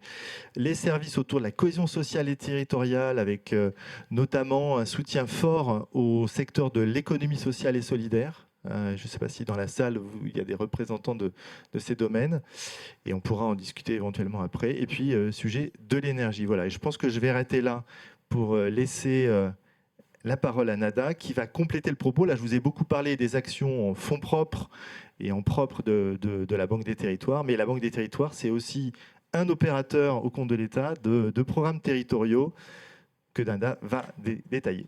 Merci beaucoup, Monsieur Didier Célis. On peut l'applaudir, s'il vous plaît. Et de la même façon, applaudir la présentation de Nada Villormin-Lecollier, qui va nous parler d'outils, de programmes, de ce que vous proposez. France 2030. Voilà, donc, en effet, on va un peu basculer sur les investissements que fait la Banque des territoires pour le compte de l'État. dans le cadre de France 2030. Donc, embarquement immédiat dans France 2030 et je vous conseille d'attacher vos ceintures parce que j'ai eu l'instruction d'aller vite, donc ça va aller vite. Parfait, c'est génial. Ils ont embarqué là, ils sont prêts. La nouvelle, c'est que la présentation va être en ligne sur le site du Hub et puis je reste, comme mes camarades, je reste ici après la conférence pour répondre également à vos questions. Donc, voilà, alors, au programme, donc qu'est-ce que c'est le programme France 2030 si vous ne le connaissez pas encore, avec sa déclinaison régionale. Quelques conseils, mais je vois que, voilà, je pense que vous n'avez pas besoin tant que ça de conseils, mais quelques-uns quand même pour ceux qui le veulent bien. Ils l'ont fait. Pourquoi pas vous? Donc, quelques exemples également pour certains. Et enfin, les annexes avec les liens que vous aurez donc l'occasion d'utiliser plus tard. Alors, le PIA, le programme d'investissement dans l'avenir, part du constat qu'a fait le rapport Juppé-Rocard en 2010, qui a constaté que la France a un déficit dans l'investissement et dans l'innovation, eu égard aux besoins devant nous, ainsi qu'un déficit dans le transfert technologique. Donc, la recherche est bonne, les entreprises vont bien, mais il y a ce lien, en fait, qui pêche en France. Donc, ils ont créé le programme d'investissement d'avenir. Donc, il date de 10 ans. Ce n'est pas nouveau et il a été abondé par des gouvernements successifs. Et en 2021, le PIA a été rebaptisé France 2030. C'est pour cela que maintenant, vous entendez parler de France 2030. Donc, c'est juste on a renommé le programme d'investissement d'avenir. Donc, il a été rebaptisé avec l'annonce du président de la République d'un budget nouveau et conséquent de 54 milliards d'euros. Donc, comme dans le passé, ce programme est piloté par le secrétariat général pour l'investissement, qui est rattaché à la Première ministre et qui travaille main dans la main avec tous les ministères et les services déconcentrés de l'État en région. Et on va voir un peu le rôle qui est très important pour les préfets et les préfètes. Donc, on va maintenant se concentrer sur ces 54 milliards. Comme dans le passé, en fait, ce programme, il est déployé avec donc les acteurs, les collectivités locales. Il vise l'excellence avec un mode opératoire qui sont les appels à projets avec des jurys internationaux. Et donc, ces appels à projets concernent tous les territoires sans aucune exception. Donc, il n'y a pas du tout de choix géographique à faire. Donc, dès que vous voyez un appel à projet dans France 2030, c'est par définition concerne tous les territoires. Et donc, que vise cet appel à projet en particulier? Ils sont en ligne avec les objectifs de France 2030, tout simplement. Alors, quels sont les objectifs? En fait, il y a 10 objectifs et 6 leviers pour France 2030. Donc, les 10 objectifs concernent la transformation du pays et sa transition écologique avec la décarbonation, la production d'énergie renouvelable, les véhicules électriques, l'avion bas carbone, l'alimentation durable. Comme vous le voyez, il y a également la santé avec les biomédicaments, la lutte contre les maladies infectieuses, ainsi que les industries culturelles et créatives qui ne sont pas oubliées, l'aventure spatiale et investir dans les champs des fonds marins également. Donc, c'est une stratégie qui a également été élaborée. Les leviers, donc en fait, ce sont les enjeux très importants. Donc, on a les enjeux, il y a 6 leviers, notamment les enjeux de la souveraineté dans plusieurs domaines, mais aussi un enjeu de capital humain qui est crucial, qui est transversal. Ce sont tout simplement les compétences dont la France a besoin pour faire tourner ses usines demain. Alors, au sein de ces 54 milliards d'euros, j'ai envie de dire, au sein de France 2030, les caractéristiques, je ne vais pas revenir dessus, structurant, transversal, sélectif, etc. Donc, au sein de France 2030, il y a le France 2030 régionalisé. Donc, c'est un volet de 500 millions d'euros. Il s'agit d'un partenariat entre l'État et chacune des régions. Pardonnez-moi, quand je dis région, c'est vrai que ça ne s'applique pas tout le temps aux Outre-mer, pardonnez-moi, mais c'est juste donc une au sens large, approximation au sens large. géographique et non Donc, pas évidemment, au sens vos territoires, vos institutionnel. départements, évidemment, sont parfaitement concernés. Donc, un partenariat État-région qui adhère au dispositif et qui a pour objectif d'accompagner l'innovation et l'innovation des PME et des ETI dans les régions. Et le mode opératoire est toujours les appels à projets. Pour chaque euro investi par la région au profit d'un projet, est complété par 1 euro de France 2030. Donc, il y a au total 1 milliard d'euros d'enjeux. Aujourd'hui, en fait, sur l'ensemble des territoires ultramarins, 6 adhèrent à ce dispositif. Donc, c'est la Martinique, la Guadeloupe, la Guyane, Nouvelle-Calédonie, la Mayotte et la Polynésie française. Alors, adhèrent ou sont en train de réfléchir très sérieusement pour adhérer, et nous, on les accompagne naturellement dans cette réflexion. Maintenant, donc, on a vu le niveau national, le niveau régional, le mode opératoire qui est commun, qui sont les appels à projets. Les appels à projets qui sont au niveau du régional lancés par les opérateurs, donc qui sont... pour le niveau régional, encore une fois, la Banque des Territoires et BPI. Maintenant, voilà quelques conseils, je dirais, pour être embarqué dans ces appels à projets. Et il y a les adresses, donc vous allez pouvoir regarder ça. Donc, quelques conseils. Alors, en fait, c'est très simple. Mon conseil, c'est être capable de répondre à quelques questions. Quelques questions quand même cruciales. C'est-à-dire, quelle est votre ambition ? On a vu tout à l'heure avec les témoignages des startups, en fait, c'est un modèle. Je pense que c'est eux le modèle à suivre. Quelle est votre ambition ? Quel est le besoin auquel vous souhaitez répondre ? Quelle est la cible ?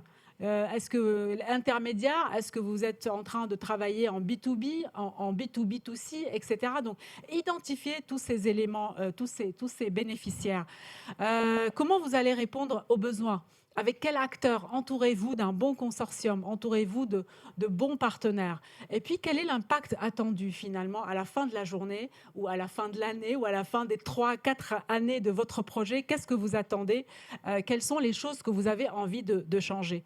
Monter en puissance sur l'extra-financier, l'impact extra-financier, l'économie de CO2, la préservation de la biodiversité, etc. Donc, monter en puissance sur ces choses-là parce qu'ils vont être demandés au sein des cahiers des charges, des appels à projets.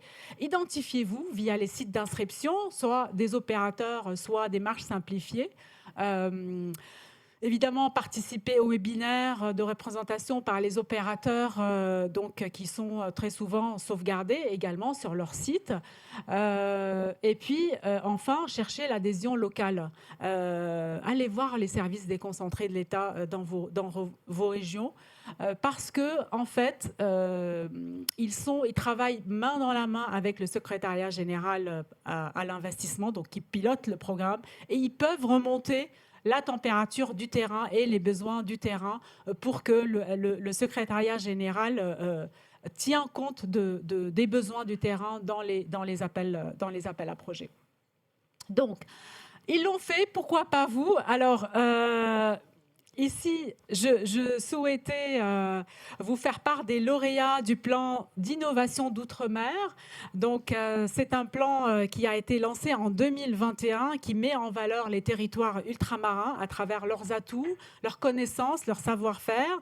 Il y a eu 8 lauréats que vous voyez sur l'écran. Dans des domaines très divers et variés, mais toujours tournés vers l'avenir. Ce sont les domaines de la valorisation des ressources, la biodiversité, la lutte contre les maladies infectieuses, l'énergie émanant des ressources forestières, l'alimentation, la santé avec les maladies je l'ai dit. Et au sein de ces 8 projets, il y a 4 plateformes, je les ai soulignées en rouge, qui sont des plateformes d'accompagnement. Donc, vous pouvez également présenter votre projet dans le cadre de ces plateformes-là. Et je profite pour saluer Stéphanie Jouvin, qui est la chef de projet, qui est parmi nous aujourd'hui sur PIOM, donc le plan innovation dans les compétences. Voilà, donc après, peut-être dernier mot pour vous dire que les liens, alors vous allez voir, il y a beaucoup de liens. Le point de départ, c'est le lien vers le site officiel, c'est-à-dire gouvernemental, c'est-à-dire le site du Secrétariat général pour l'investissement. Ça, c'est votre point de départ pour bien comprendre les objectifs, pour s'approprier les objectifs et pouvoir en fait voir si votre projet correspond à ce qui est cherché aujourd'hui par la France. Ensuite, évidemment, il y a les sites des opérateurs, nous, BPI, l'ANR et l'ADEME. Donc, les sites des opérateurs. Sur les sites des opérateurs, vous allez voir également les liens pour les appels à projets. Bon, là, un peu de pub pour la Banque des Territoires, puisque c'est les appels à projets qu'on gère ici. Et quand je dis ici, c'est vraiment ici physiquement. Hein, c'est en lien avec toutes les directions régionales, évidemment, qu'elles soient en métropole ou dans les territoires ultramarins. J'attire votre attention sur l'appel à projet territoire d'innovation. En fait, c'est le deuxième bullet point. Il est clos, toutefois, il y a toujours une possibilité pour les porteurs de projets qui ont des projets en lien avec la biodiversité de frapper à la porte donc, de la Nouvelle-Calédonie qui a été lauréate du territoire lauréat du programme donc territoire d'innovation. Je vous ai mis les contacts, en particulier Cédric Verpeau chez nous à la Banque des Territoires. Donc voilà, j'en termine là, peut-être avec une citation qui est de Goethe, qui a dit « Quoi que vous rêvez d'entreprendre, commencez-le. L'audace a du génie, du pouvoir et de la magie. » Et donc, par rapport à nous, on espère avoir la chance ici à la Banque des Territoires de vous accompagner et être témoin de votre succès. Merci beaucoup. Bravo, merci beaucoup. Merci beaucoup, Madame Nada Villermain-Lécollier. Goethe a oublié de rajouter que c'était avec la Banque des Territoires. Donc, petite blague à part. Et bien évidemment, sur les Outre-mer. On ne pense qu'aux-Outre-mer ici. Alors maintenant, on va direction Antilles-Guyane avec le directeur régional Antilles-Guyane, avec Christophe Laurent et monsieur Jean-Louis Vidalot. Donc, vous allez faire une présentation ensemble. Le directeur peut-être commence ou le projet, comme vous voulez. Mais décidez-vous. Voilà. Non, il se faisait des politesses. Et vite, voilà. Allô, oui. Mais l'humour est merci de m'avoir invité. Et Outre-mer, oui. On ne vous entend pas. Appuyez sur le micro. Non, il faut appuyer. Sinon, on change de micro. Celui-là doit être à bout de souffle. Là, m'entendez-vous mieux? Merci. Donc, je préside une toute jeune start-up qui est basée en Guyane, qui s'appelle Guyane Spiruline et qui a pour vocation de produire des microalgues, en premier lieu de la spiruline bien sûr, et d'extraire ces actifs, dont l'actif majeur qui est la phycocyanine. La spiruline commence à être connue au niveau de ses vertus de la santé, la phycocyanine encore moins, quoique c'est un produit absolument essentiel, à la fois comme antioxydant, comme anti-inflammatoire, et surtout le plus puissant stimulant immunitaire connu. Nous avons des process extrêmement innovants, et c'est pour ça qu'on est ici, aussi bien de production que d'extraction. Nous ne produisons pas en bassin comme le font la quasi-intégralité des producteurs de spiruline dans le monde, mais en bio-photo-sono-réacteurs, avec des technologies très particulières, où on allie à la fois la biosynthèse par photosynthèse et puis la stimulation électromagnétique phonique. Au niveau de l'extraction, là aussi, on utilise beaucoup le son et d'ici peu une nouvelle chaîne d'éco-extraction. Nous avons actuellement une capacité de produire avec 72 biophotosonoréacteurs une douzaine de tonnes de produits finis, équivalent de produits secs, sous 3 formes elles-mêmes innovantes, à savoir des brandies, des comprimés enrobés de phycocyanine et un élixir qui est très riche en medium pigments. Je m'en expliquerai si ça intéresse certains. Et nous avons pour objectif, et là je remercie la Banque des Territoires de nous booster dans ce sens-là, de passer en phase 2 pour produire 100 tonnes, pas seulement pour devenir le leader européen de la spiruline, ça serait anecdotique, mais surtout pour pouvoir développer deux formulations totalement innovantes et qui ont été validées par le Fonds mondial, que sont des sticks à base de spiruline d'un côté, spiruline et une autre algue pour lutter contre la malnutrition infantile, et des sticks immunitaires à base surtout de phycocyanine pour renforcer l'immunité et pour lutter contre notamment le fléau et la recrudescence de pathologies endémiques, dont le paludisme, qui tue encore aujourd'hui un enfant toutes les 30 secondes dans le monde. Donc nous avons une équipe de 5 fondateurs. Notre directeur général et la directeur de la directrice de la communication et de la DRH viennent de la CDC, des anciens de la CDC. Nous avons un de mes partenaires qui est antillais, une Guyane. Nous avons franco-guyanais, je dirais, ça fait plus de 20 ans qu'il est en Guyane, Julien, qui est ici dans la salle et qui nous aide bien sur le plan opérationnel. Et si nous avons été choisis au niveau de l'or vert, je dirais, c'est aussi parce que une des particularités de la culture de microalgues, et principalement de la spiruline, c'est de capter le CO2 et de relâcher de l'oxygène en quantité 10 fois plus importante qu'une forêt primaire. Donc tout ça, on est dans une perspective extrêmement favorable. Merci beaucoup. En tout cas, vous l'avez dit, l'or vert de Guyane, l'occasion peut-être pour le directeur régional de dire comment vous l'accompagnez et ce que vous faites. Et voilà, merci, vous pouvez l'applaudir. Merci beaucoup. Merci Jean-Louis, vous comprendrez pourquoi je préférais qu'il parle avant, comme ça vous avez tout compris sur ces extractions de cet or vert. Plus sérieusement, enfin, voilà, ça vous permet d'identifier pourquoi la Banque des Territoires, enfin, voilà, vous imaginez déjà pourquoi on l'a accompagné. Voilà, on parle de sujets verts. Je pense qu'on a aussi une chance sur le site de Sinnamary, c'est qu'on est à proximité du barrage de Petit-Saut, donc on est aussi en production d'électricité d'origine hydroélectrique sur le barrage de Petit-Saut. Donc c'est là aussi des éléments qui, de notre côté, dans l'analyse des projets, évidemment, sont valorisés. On parle aussi beaucoup aujourd'hui des enjeux de zéro artificialisation nette sur les sujets de foncier. Donc là aussi, on est allé réutiliser du foncier, enfin des sites qui avaient déjà été artificialisés. Un enjeu de création et d'emploi non délocalisables, pour prendre des termes à la mode, mais voilà, de l'emploi sur place, et c'est évidemment important sur ces territoires. Et puis, comme sur tous les projets également, des points d'attention. On a évidemment, j'ai envie de dire, le sujet de l'homme clé, qui tient souvent dans nos problématiques d'innovation.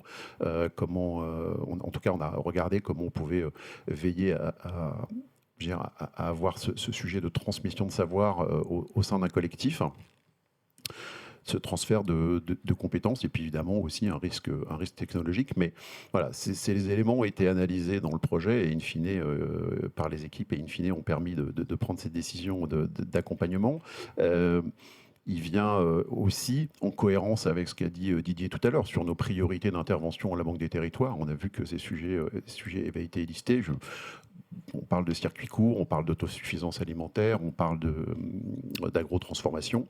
Et puis évidemment, il faut que ça soit aussi en cohérence avec les priorités du territoire, puisque je pense que la force de la Banque des Territoires, c'est aussi non pas de penser des politiques à Paris, mais c'est aussi vraiment de les faire vivre sur les territoires et en cohérence avec les priorités de ces territoires. Et on ne fera évidemment pas la même chose en Guyane qu'on fera en tout cas sur les territoires antillais, pour prendre les territoires que j'ai la chance d'accompagner en tant que directeur régional Antilles-Guyane.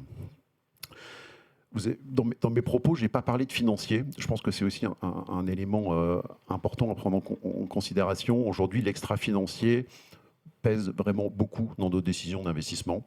Le financier, évidemment aussi, mais vous le comprendrez, pas que et loin de là. On parle d'innovation outre-mer, là moi je voudrais parler aussi d'innovation dans nos méthodes d'intervention. On est sur des territoires où la taille des projets souvent sont plus modestes que ce qu'on peut avoir sur l'Hexagone. Donc à nous aussi d'être inventifs pour pouvoir accompagner les porteurs de projets, parce que si on se contente finalement de ce qu'on connaît, ce qu'on a dans la boîte à outils, on ne ferait pas forcément autant de projets que ce qu'on peut faire. Et ces dernières années, on accélère beaucoup, justement, les chiffres le prouvaient, en national, mais aussi sur nos territoires, parce qu'on a cette capacité.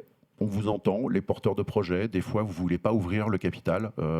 Il faut donc, si on veut vous accompagner, trouver d'autres méthodes. Donc là, on est intervenu en prêt subordonné. Alors aux côtés d'autres acteurs, enfin France 2030, mais également BPI France. Donc ce qui nous a aussi permis de partager nos interrogations sur les enjeux de risque technologique et autres. Voilà, donc le financier, oui, mais pas que. Donc cet accompagnement, c'est une manière aussi de structurer des filières. On a beaucoup aussi communiqué avant notre accompagnement de Guyane Spiruline sur la structuration de la filière Assaï, avec Yana Wassaï en Guyane. Mais on fait d'autres choses sur d'autres territoires, et je pense notamment aux enjeux de la filière pêche aux Antilles, et là plus spécifiquement en Martinique, où on accompagne la COPEM sur la réflexion de... Voilà, le chlordécone est là, il faut aller pêcher plus loin, les bateaux ne sont pas adaptés. Comment on fait? Donc il y a deux solutions, soit on achète des bateaux tout faits et point, mais non, il y a aussi peut-être à réfléchir sur la structuration d'une filière navale, et là aussi on ne va pas forcément réinventer la roue, en tout cas sur des modèles, mais l'importer et les construire sur place pour citer d'autres exemples que la filière d'agrotransformation. Dernier point de mon propos, ce que je veux dire, c'est que la capacité de réaction, et la Banque des territoires, c'est pas qu'un 20 mots et c'est pas qu'une action de communication, c'est aussi la capacité d'embarquer localement des décisions. Et cette décision d'accompagnement et de prêt subordonné auprès de Guyane Spiruline, elle s'est prise en local. Donc je pense que ça aussi, c'est un point important qu'il faut souligner. C'est une décision de ce qu'on appelle les comités régionaux d'engagement, dont j'ai l'honneur de présider, et qui permet de raccourcir aussi les délais de prise de décision, la connaissance des dossiers, la proximité avec les porteurs de projets. C'est l'occasion, donc, comme le disait Didier, sur l'ensemble des implantations de la Banque des territoires. C'est réussite aussi, c'est parce qu'on est à proximité des porteurs de projets, on peut échanger. On n'est pas à Paris, ici à Austerlitz-Saint, mais on est à vos proximités. Je pense que c'est ça aussi la force du réseau, d'être à proximité et des rencontres qui font naître de grands projets. Nada a cité Goethe. Alors moi, je n'avais pas prévu de citation, mais pour conclure, je vais vous en citer une. Alors moi, ce sera plus trivial, c'est Michel Audiard. Et si on pouvait résumer la Banque des territoires, moi je dirais que c'est la puissance de feu d'un croiseur et des porte-flingues de concours. Ok, mais alors sur ces mots, on va vous applaudir. Bravo. Alors, pour clôturer cette séquence, juste parce que chacun de vous va quand même dire un mot de conclusion, vous avez bien noté, c'est important. Est-ce que vous avez retenu le chiffre magique? C'est 7 milliards comme portefeuille. Ici, deuxième point à retenir, les personnes clés. Investissement, parce que vous avez ici les personnes clés, les représentants des territoires, enfin des directions régionales, Atlantique, Océan Indien, et ici avec Monsieur Tonnerre qui représente tout l'outre-mer et le Pacifique. Et bien sûr, Madame Investissement, vous avez vu, elle vous a cité, elle peut vous accompagner, elle a cité ces personnes présentes. Et un dernier mot, pépites, puisque vous accompagnez des pépites. Je vais reprendre ton mot, Daniel, ne me demande pas une facture. Encore une fois, on a aussi, vous voyez, la Banque des territoires accompagne de grandes entreprises. C'était le cas avec Guyane Spiruline. Vous avez aussi parlé de Yana Wassaï. Voilà, c'est tout ça la Banque des territoires. Et maintenant, chacun d'entre vous, un mot de conclusion pour les inviter à venir vous voir ou pour travailler ensemble. Le mot ensemble. Alors pour le mot ensemble, moi je vous dirais qu'on a besoin de vous. On a besoin des startups parce qu'on est dans des territoires où l'argent public est abondant. Quand même, il ne faut pas oublier de se le rappeler. Et moi, j'aimerais qu'on sorte sur les grands domaines de politique publique d'un dialogue avec les grandes entreprises sur des logiques de financement d'infrastructures très capitalistiques. qui mettent des années, voire des dizaines d'années à sortir. On a besoin de travailler sur les services, on a besoin de travailler sur des solutions frugales en matière de mobilité, en matière de consommation à moindre impact en termes de génération de déchets, en termes d'économie d'énergie. Donc on a besoin d'entreprises innovantes qui vont quelque part enrichir ce dialogue que nous pouvons nous avoir historiquement avec les élus, les responsables publics locaux sur le financement des infrastructures. Donc là, je parle tant au niveau de Mayotte que de la Réunion. On est confronté à des problématiques d'engorgement urbain, de mobilité. Il y aura des solutions qui vont émerger dans 20 ou 30 ans, mais comment on facilite la vie des Réunionnaises et des Réunionnais dans les 20 années à venir? Eh bien, c'est grâce aux services notamment. Et là-dessus, il faut qu'on travaille ensemble. Donc, on apprenne à mieux se connaître. Et donc, merci de l'initiative. Merci beaucoup, Monsieur Nicolas Blanc. Oui, vous pouvez l'applaudir. Oui, c'est des mots de conclusion. Et vous avez vu, hein, c'est pour vous. Alors, c'est difficile de réagir. Voilà, tu as été parfait. Donc, non, moi, j'avais envie de plutôt axer la réponse sur, ou le mot de la fin sur échange, discussion, co-construction. On est là pour vous écouter, aussi bien dans les territoires, au plus près de vous, à la proximité des directions régionales, mais aussi au siège, et pour trouver des solutions avec vous qui peuvent passer par notre expertise, nos outils, nos solutions, mais qui peuvent aussi passer par nos partenaires. Et c'est aussi un peu cette logique de partenariat qu'on veut monter avec vous. Merci beaucoup.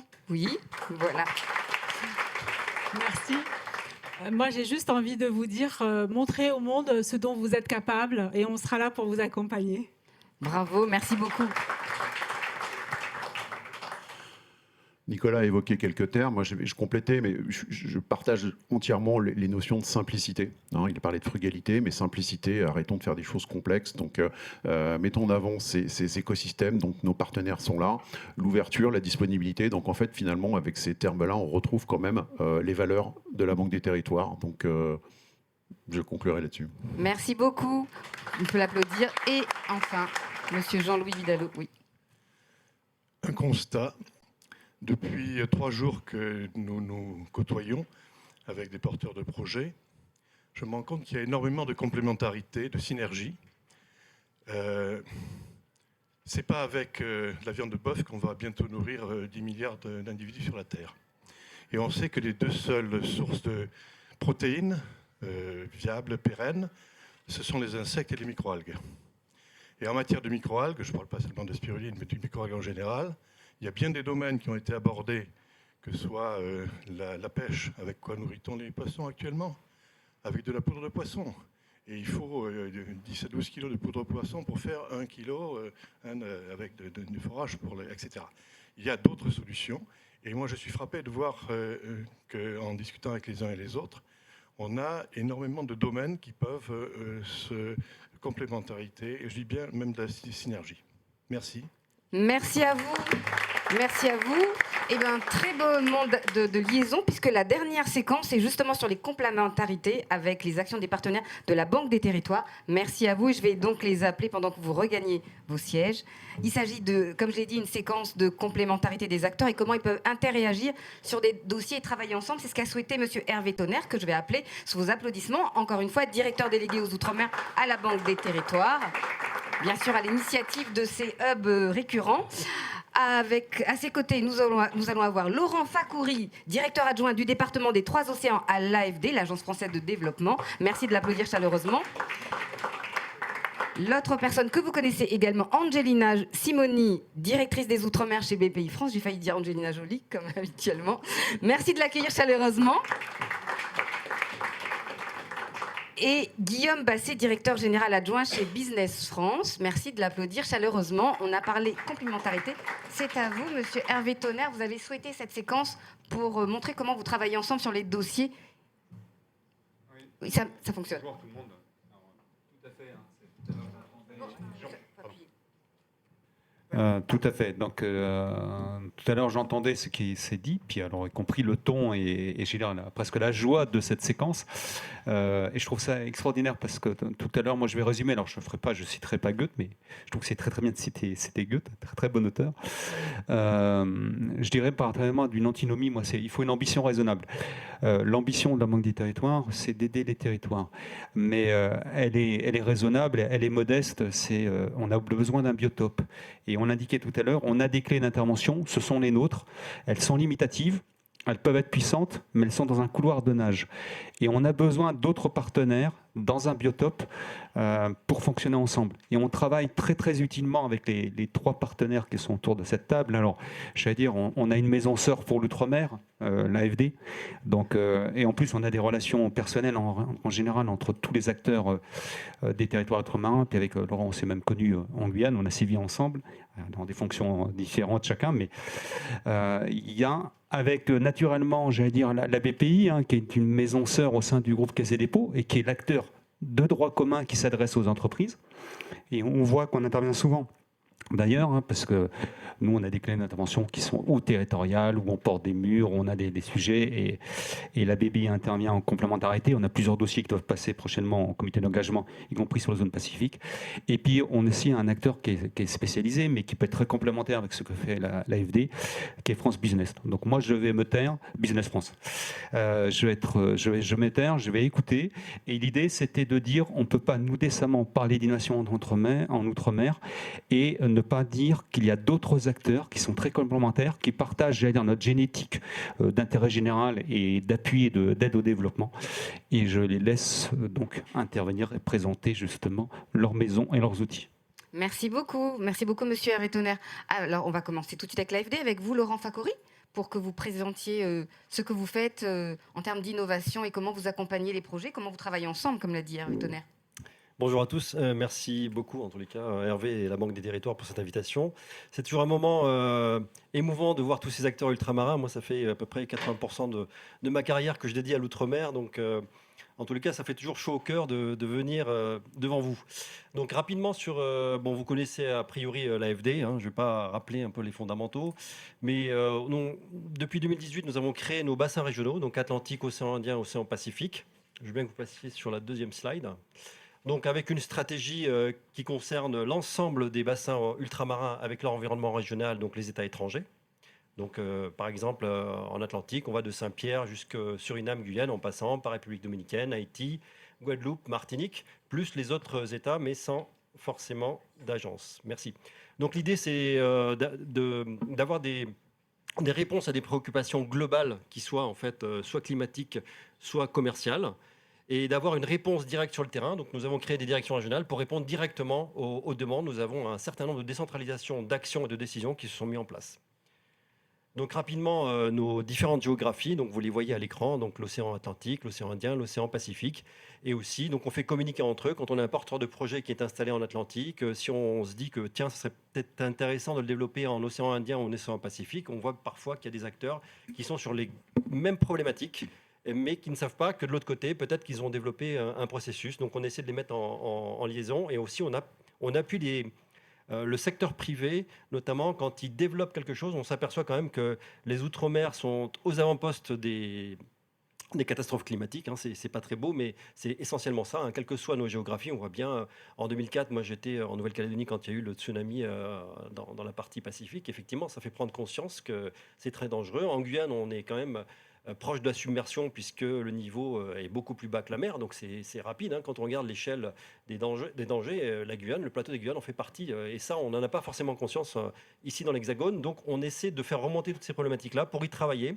et notamment on a aussi sur l'océan Indien d'autres problématiques. On a aussi donc d'autres îles, donc des États étrangers qui ont peut-être trouvé quelque chose. On essaie de faire bénéficier d'un côté ou de l'autre.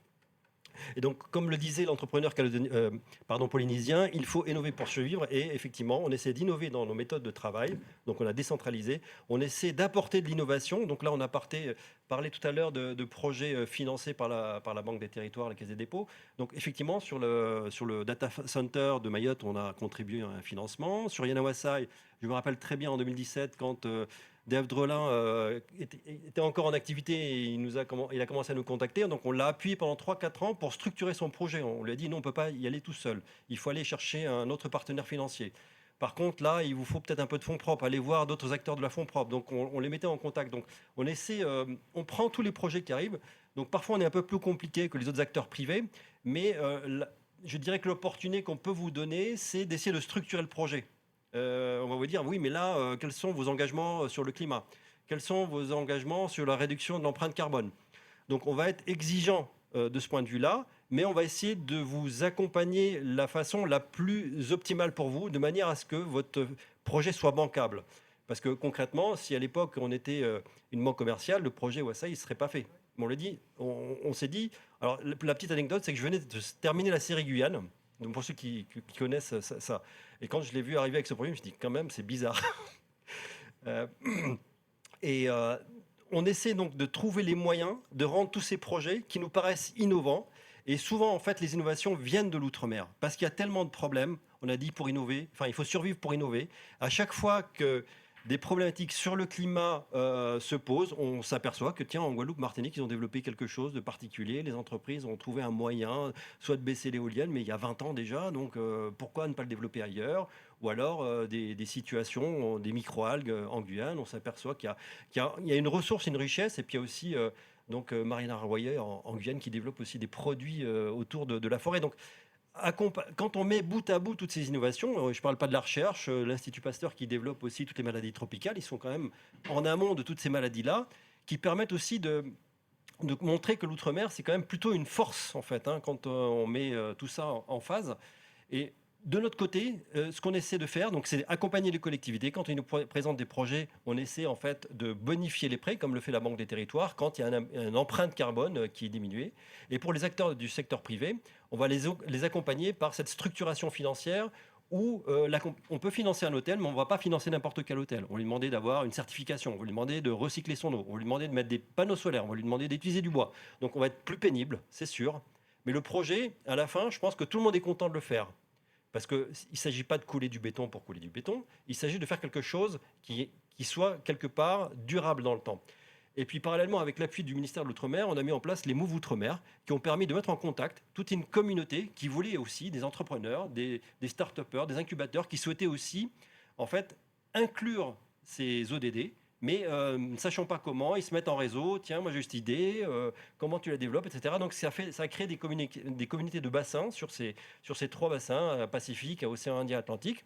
Et on essaie aussi de créer des projets régionaux. Le plus emblématique, c'est Kiwa dans la partie Pacifique. On va chercher avec des acteurs, on va les financer en subvention, des solutions fondées sur la nature. Donc, à chaque fois, ils présentent leur dossier, il y a un appel à projet, il y a un comité de pilotage. Donc, dedans, il y a les Néo-Zélandais, les Australiens. Donc, on a essayé de donner corps à ça et les environnements ultramarins français sont absolument inclus là-dedans. Donc, je laisserai Madame Richard en parler si elle le veut. Mais on essaie aussi de développer des initiatives. Ça sera dans l'Atlantique. On va regarder autour des sargasses parce que c'est vraiment la problématique qui concerne si bien la Guadeloupe, la Martinique, la République dominicaine. Donc, des problématiques de fond qui ont besoin d'une solution. Et le fait de se structurer en régional, d'avoir des acteurs comme la Banque des Territoires ou BPI autour, on arrive à avancer. Alors chacun dans son domaine. Nous, on est aussi tourné sur l'international. Quand on accompagne des projets du secteur privé, on a Proparco. On a aussi une intervention d'Expertise France maintenant qui peut se faire sur l'outre-mer. On a demandé à ce que ce soit ouvert sur l'outre-mer. Donc maintenant, on a aussi des appuis et des expertises comme l'ensemble des collègues. Et je pense que collectivement, il y a un intérêt à être sollicité. Donc, osez venir nous voir. On pourra ou pas vous répondre et on vous redirigera vers d'autres personnes avec notre réseau, soit via BPI, soit via la Banque des Territoires, ou alors d'autres banques ou d'autres acteurs qui se trouvent dans la zone. Voilà. Merci beaucoup, Monsieur Laurent Facoury. Ils vont bien prendre note. Merci de l'applaudir. En tout cas, vous avez cité de nombreux projets sur lesquels vous êtes en commun, à l'occasion avec Angelina Simoni, de parler de ce que vous faites à la BPI. Alors, bonjour à tous, déjà, et à toutes. Merci, Hervé. Et merci à tous les start-upers qui sont présents, d'être venus aussi de si loin. Alors moi, j'ai une slide. Impeccable, vous voyez bien. BPI, c'est le côté jaune du groupe CDC, on va dire. En fait, on est là pour faire en sorte pour créer des conditions pour que le système fasse naître le plus d'innovations possible et qu'ensuite on les identifie et qu'ensuite on les accompagne le plus possible. Donc ça rejoint un petit peu la thématique d'aujourd'hui, c'est que ça veut dire que c'est un process collectif, parce que c'est pas BPI seul qui intervient. On intervient avec les banques, on intervient avec les fonds d'investissement, on intervient avec l'État, on intervient avec la Banque des Territoires, on intervient avec l'AFD, on intervient avec Business France. Donc c'est vraiment un processus collectif qui fait que ça marche et que ça doit marcher de manière amplifiée aussi. Voilà, c'est tous ensemble, on réussit. Ensuite, au niveau de BPI France, qu'est-ce qu'on fait ? Le but, nous, c'est d'accompagner au travers de nos outils subventionnels ou de prêts tous les financements de projets, de porteurs de projets, et on s'adresse qu'à des personnes morales, donc qu'à des entreprises. Voilà. Et on sait très bien que l'innovation, c'est une thématique qui est un peu plus compliquée à financer qu'une autre thématique d'investissement matériel immobilier. Et on est là justement pour créer ces conditions idéales. Et on est là aussi pour faire levier avec les banques et les fonds d'investissement qui financent ces projets innovants. Donc par définition, l'innovation, c'est incertain, c'est une finalité incertaine, donc il y a une prise de risque à prendre. Et on va pousser l'entrepreneur pour qu'il prenne sa prise de risque, et en l'accompagnant avec nos différents outils que vous avez derrière, et ce, quel que soit, et j'insiste là-dessus, la maturité du projet. On va intervenir très en amont, comme la maturité de l'entreprise. On finance beaucoup de startups, il ne faut pas oublier qu'il y a beaucoup de PME qui innovent, et je lance ce message, et je tends la perche pour dire à toutes les PME aussi qui innovent, de passer voir et de toquer à la porte de BPI France, parce que nous, on finance l'innovation, donc quelle que soit la maturité de l'entreprise. Donc derrière, vous avez, devant, pour vous, pardon, tout ce qu'on fait. Donc je ne vais pas refaire le catalogue. Il faut savoir que très en amont du projet, à l'idée, avec une casquette business, c'est un projet assez mature. On va pouvoir amorcer le projet avec des bourses French Tech ou avec French Tech temps plein, enfin des subventions. Ensuite, quand le projet avance un peu plus, on va basculer sur des aides d'État aussi, que sont les avances remboursables et les prêts innovation, recherche et développement. Quand le projet va passer en phase d'industrialisation ou de commercialisation, on a d'autres outils pour accompagner l'entreprise. Donc on a des subventions Outre-mer, et là, je vais remercier aussi le ministère des Outre-mer, parce que c'est le ministère des Outre-mer qui subventionne cette subvention, donc c'est 100 000 euros. Et on a des prêts innovation qui répondent à ces thématiques-là. Et une fois que l'entreprise passe un cap de développement supplémentaire, dans la palette, on a tout ce qui est prêt d'amorçage investissement pour renforcer la structure financière dans la prévision d'une levée de fonds notamment. Donc ça, c'est les grandes thématiques qu'il faut retenir, c'est que de toute façon, normalement, on devrait répondre à un projet innovant en accompagnement. Je ne vais pas revenir sur France 2030, qui a été très bien expliqué par Nadia, c'est ça ? Je voulais en parler, donc du coup, c'est fait, check, comme on dit.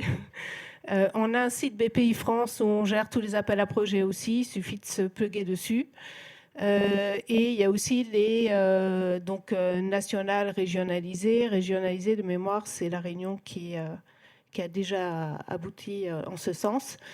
Et puis, je vais aussi parler de deux autres thématiques que sont l'accompagnement aussi à l'international, parce que BPI France, c'est pas qu'une banque, c'est aussi un outil de métamorphose au service des entreprises. L'accompagnement, en fait, c'est des services de conseil qu'on donne. Donc, on a des consultants qu'on a référencés, qui sont tous indépendants, qui ne sont pas salariés de BPI France, qui sont tous spécialisés, on en a 350 à peu près au niveau de BPI France, qui sont spécialisés par taille d'entreprise, par thématique, la gouvernance, le positionnement marché, le produit, propriété intellectuelle, etc. Enfin bon, il y a un catalogue qui est très très large. Et on a mis 2-3 exemples pour illustrer ça. C'est on peut accompagner les startups et les PME innovantes dans les premières étapes d'une démarche innovation. Donc ça, c'est pour le DIAG Axe Innovation. DIAG Croissance, c'est pour vous aider à définir la stratégie et accélérer le développement de manière à ce que cela se fasse dans de bonnes conditions. Donc je rappelle, ce n'est pas BPI France, ce sont des indépendants qui conseillent, ce sont des missions de conseil qui vont durer entre 4 et 10 jours selon la profondeur de la mission. Et on a aussi, par exemple, des diagnostics de propriété intellectuelle pour protéger ce que vous avez travaillé et votre R&D, voilà, de manière à ce qu'elle ne soit pas captée par un acteur qui serait un peu plus puissant financièrement et qui vous doublerait aussi, du coup, avec l'argent plus rapidement. Donc, ce sont des exemples. Donc ça, c'est la manière pour BPI d'accompagner autrement les entrepreneurs qui ont des projets innovants. Et puis aussi, on a l'international. Donc vous avez compris, on est très en amont dans le projet, on est très en amont dans la maturité de l'entreprise, dans l'accompagnement aussi. On aide le chef d'entreprise à structurer son entreprise, qui est un ensemble vivant. Et on aide aussi à la démarche export, l'international. Donc les assurances prospection sont éligibles si vous voulez démarcher des projets export. On peut financer jusqu'à 65% de l'assiette qui est retenue. Ça comprend des frais de déplacement, des participations à des salons, les équipes qui sont dédiées à la démarche export. Et vous avez le temps qui joue pour vous, dans le sens où c'est un produit assurantiel et qui ne sera remboursé que si le chiffre d'affaires export est positif, donc si en cas de succès commercial à l'export. Et le remboursement n'interviendra qu'à partir de la 4e ou la 5e année, puisqu'au début, il y a des phases de prospection, après, il y a des périodes de franchise. Donc, c'est un outil qui est assez peu connu, je pense, auprès de la communauté de l'innovation, que je rediffuse. Et puis, on a la garantie internationale. BPI intervient beaucoup en termes de caution. Si votre banquier vous fait un crédit, on peut garantir le crédit. Le risque final diminue, donc le banquier va aussi financer votre projet. Donc voilà, c'était les grandes thématiques que je voulais mettre en exergue. Alors évidemment, on a des transversales, climat, industrie, etc. Mais ça, c'est naturel, donc je crois que je suis dans mon temps. Non, dépassé, mais c'est pas grave. Dépassé. Et ben je m'arrête là. Vous avez les contacts des directeurs et des opérationnels sur place. J'ai Lise Pellerin, que vous connaissez, qui est dans la salle, qui est notre Madame Innovation Outre-mer, et le site internet aussi. Voilà. Merci Très bien. beaucoup. Merci d'applaudir Angelina Simoni, s'il vous plaît. Vous avez toutes les informations. Petite précision, comme effectivement nous courons le temps, les interventions étaient très intéressantes et on a laissé un peu de temps, c'est vrai.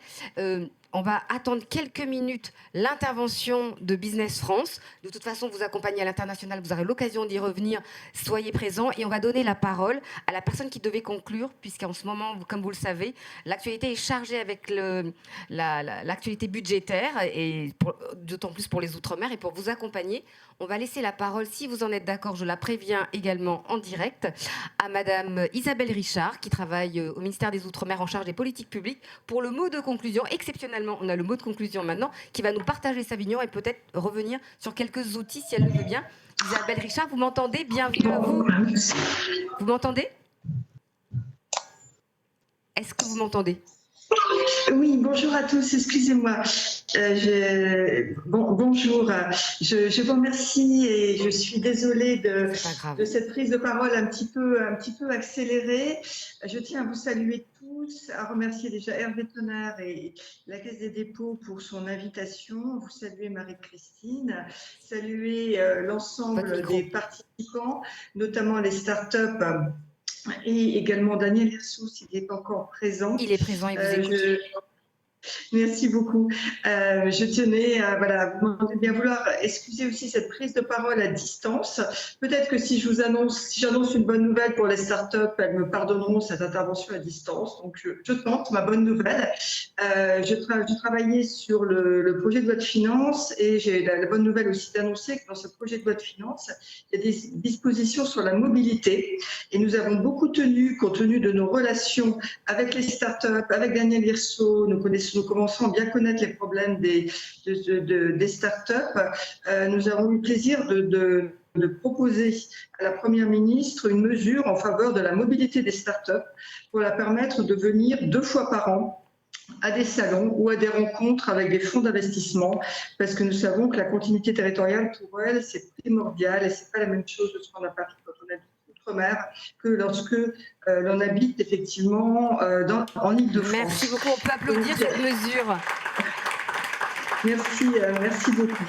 Alors, ce n'est pas vraiment pour être applaudi, mais c'était pour dire que vraiment, nous, au ministère des Outre-mer, nous attachons une grande importance, bien sûr, à tout l'écosystème d'innovation.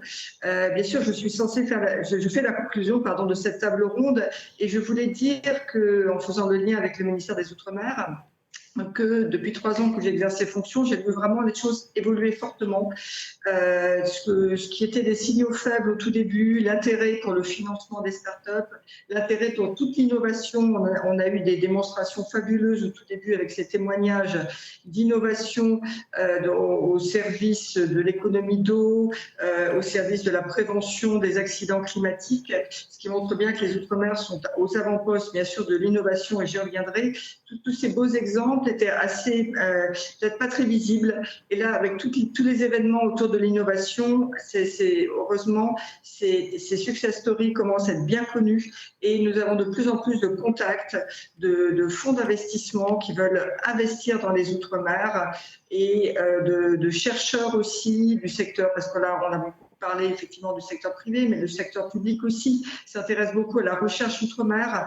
On a maintenant des partenariats avec la chaire Sciences Po, avec le CNRS, avec le CIRAD, qui s'intéressent à cette recherche outre-mer. Donc je pense que ce ne sont plus des signaux faibles, ce sont des signaux très très forts, au contraire, d'intérêt de l'ensemble des financeurs publics, privés, pour cet écosystème outre-mer.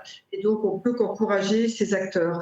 Ce que j'ai vu lors de cette première table ronde, c'est qu'il y avait une projection vers l'avenir. Effectivement, les porteurs de projets privés ou les financeurs publics s'intéressent beaucoup aux problèmes d'aujourd'hui, mais surtout aux problèmes de demain. Je pense que ça a été vraiment le leitmotiv qu'on a trouvé, encore une fois, chez les startups, comme chez les financeurs publics, que je salue, l'AFD, BPI France, la Caisse des dépôts et bien d'autres. Et donc, je pense que c'est un élément clé. On a parlé de la crise de l'eau à Mayotte, et c'est vrai qu'il y a des réponses à apporter aujourd'hui. La Banque des territoires, se projette aussi sur des financements de moyen terme, l'État également. Il y a des financements de très court terme à trouver, et bien sûr l'approvisionnement en eau de nos concitoyens, et nous pensons bien à eux aujourd'hui, qui sont des mesures d'urgence à trouver tout de suite. Et je pense que là, il va vraiment falloir effectivement se projeter dans ces problématiques de l'eau. J'étais sur j'avais rencontré des startups qui travaillaient aussi pour l'Afrique sur ce champ d'innovation, de transformant par exemple l'eau qui est dans l'atmosphère en eau potable. Et je pense qu'il y a beaucoup d'innovations à trouver en la matière. Je sais que notre ministère, le MTE, le ministère de la Transition écologique, veut se pencher sur ces questions. Donc je pense que là, nous nous projetons vraiment avec les Outre-mer, pas simplement sur la situation d'aujourd'hui, mais la situation de demain. Et je voudrais encourager effectivement tout le monde à se projeter. J'entendais aussi beaucoup de startups qui aujourd'hui commencent dans un territoire essaiment sur l'ensemble des territoires ultramarins et bien sûr à l'international. C'est fondamental. On n'a pas Business France aujourd'hui, mais c'est aussi un acteur fondamental. Il a cédé sa place. Il vous a cédé sa place pour conclure, mais il va y revenir, il va pouvoir présenter. Écoutez, voilà, donc on a la boucle est bouclée, on a l'innovation qui commence dans un territoire avec les atouts d'un territoire et qui se propage ensuite à l'international. C'est vraiment fondamental. Et je voulais dire qu'effectivement, terminer mon propos sur les questions de partage d'innovation, non pas pour proposer quelque chose, mais pour peut-être susciter des réactions et peut-être un dialogue futur. Bien évidemment, chaque start-up, chaque porteur de projet privé doit faire absolument attention, bien sûr, à toute son innovation. C'est sa propriété et effectivement, il est évidemment exclu de partager l'ensemble de ses secrets commerciaux. Mais par contre, pour tout ce qui est public, innovation à déverser dans le domaine public, open data de l'innovation. C'est vrai que je pense qu'on peut aller sans doute très largement au-delà pour les Outre-mer. Les French Tech commencent à créer des réseaux. Elles vont bientôt se voir toutes ensemble à La Réunion fin novembre, début décembre. Je pense que c'est un signal très fort également. Et je pense que sur le partage d'innovation, peut-être qu'on a des choses à construire aussi en open data, en réflexion commune. Ça fait partie de l'ADN aussi de la Caisse des dépôts, l'ADN de ce hub qui vous réunit aujourd'hui. Donc encore une fois, félicitations à la Caisse des dépôts. Et je pense qu'on est aujourd'hui à une étape très importante de visibilité, de développement de nos Outre-mer. Et peut-être qu'on pourra franchir une nouvelle étape. Et le ministère des Outre-mer est tout à votre écoute aussi pour réfléchir à ces prochaines étapes de développement. Merci à tous et bonne suite pour vos travaux. Merci beaucoup, merci infiniment Isabelle Richard. Rappelez que vous avez accompagné toute cette semaine de programmation auprès de Outre-mer Network. Et bien sûr, rappelez la bonne nouvelle que vous avez dit. Vous avez bien noté 2 billets d'avion par an. Hein. Je crois qu'ils l'ont bien noté. Merci à vous et puis bonne programmation sur le budget 2024 à l'Assemblée nationale et au Sénat. Merci infiniment. Vous pouvez applaudir Isabelle Richard au ministère des Outre-mer en charge des politiques publiques. Nous n'avons pas fini, nous avons beaucoup avancé, pris du temps, mais nous avons écouté quand même Business France qui a des choses à vous dire pour vous, les startups qui devaient exporter à l'international et dans votre bassin régional. Et puis après, il y a un petit moment de fin, mais c'est à vous. Merci et merci d'avoir cédé votre place. Je vous en prie. Bonsoir à tous et très heureux d'être là et je remercie la Banque des Territoires et Hervé pour cette initiative. C'est vrai que traditionnellement, on travaille un petit peu chacun dans nos couloirs et c'est la première fois là où il y a une initiative qui rassemble tous les offreurs de solutions, parce que vous avez des projets, et nous, notre rôle, c'est de pouvoir aussi vous accompagner. Donc Business France, pour aller très très vite, hein, c'est l'agence du gouvernement en charge de l'international. C'est environ 1400 collaborateurs. L'essentiel de nos collaborateurs sont à l'étranger, dans un peu plus d'une cinquantaine de bureaux. Au total, on couvre 110 pays, et on a 2 missions confiées par le gouvernement. La première mission, c'est d'aider les entreprises françaises à l'export. Première mission. Et la deuxième mission, c'est d'aller prospecter et accompagner des investisseurs étrangers en France pour pouvoir réindustrialiser le pays, créer de la richesse. Et on le fait en partenariat, évidemment, avec BPI France, avec la Banque des Territoires et avec tous les acteurs publics. On a un partenariat extrêmement fort avec le ministère des Outre-mer qui a une quinzaine d'années et qui permet à nos 2 publics, c'est-à-dire les entreprises et les territoires, les collectivités locales, de bénéficier des prestations de Business France à un prix très inférieur à ce qui est fait en métropole pour booster l'export et booster aussi l'accueil de projets d'investissement étrangers. Alors, sur le volet export, pour donner un ordre de grandeur, donc en lien avec les différents partenaires, BPI France, les chambres de commerce et d'industrie, on a accompagné en 2022 168 entreprises à l'export et on est prêt à faire beaucoup plus, à accompagner aussi les startups. J'en ai discuté avec certains d'entre vous avant le démarrage. On est prêt évidemment à aller plus loin dans l'export, avec un réseau qui est à votre disposition, qui est le réseau La Team France Export, avec des contacts qui sont établis et qui sont à votre disposition. Donc on a toute une série d'outils, mais je ne vais pas rentrer dans le détail, je pense qu'on n'a pas le temps, à la fois sur le volet préparation, donc comment on vous aide à faire un diagnostic à l'export, comment on vous aide aussi à mieux connaître certains marchés étrangers, puisqu'il y a aussi un certain nombre de freins culturels, par exemple. Donc ça, c'est notamment des actions de sensibilisation. On peut mener aussi à la fois des actions individuelles, c'est-à-dire accompagner votre entreprise individuellement, mais aussi des actions collectives. tout ça, je pense, vous sera transmis par la Banque des Territoires et voilà, on pourra entrer en discussion si besoin. Voilà, c'est des exemples de prestations et là d'entreprises qu'on accompagne.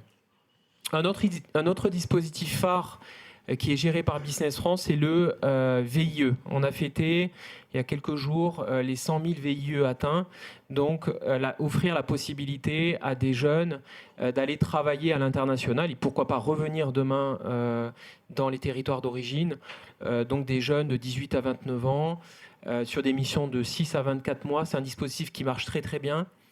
Un taux d'insertion de plus de 92% à l'issue, et ça, on veut vraiment le booster avec vous, avec les territoires ultramarins. Alors, je vais aller assez vite. La deuxième mission de Business France, à côté de l'export, c'est la prospection d'investisseurs étrangers. Depuis 4-5 ans, la France est désormais première destination européenne des investissements étrangers. Ce n'était pas gagné. On avait les Allemands devant nous, on avait les Britanniques.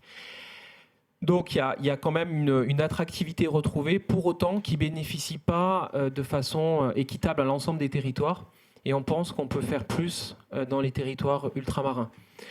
Ça peut être des projets, des nouvelles implantations, mais ça peut être aussi des partenariats de R&D.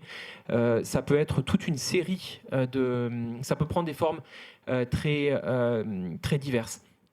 Donc, sans rentrer dans le détail, chaque année, on diffuse aux régions métropolitaines et aux régions ultramarines environ 1700 projets d'investissement étranger, c'est-à-dire des investisseurs étrangers qui sont intéressés pour investir en France.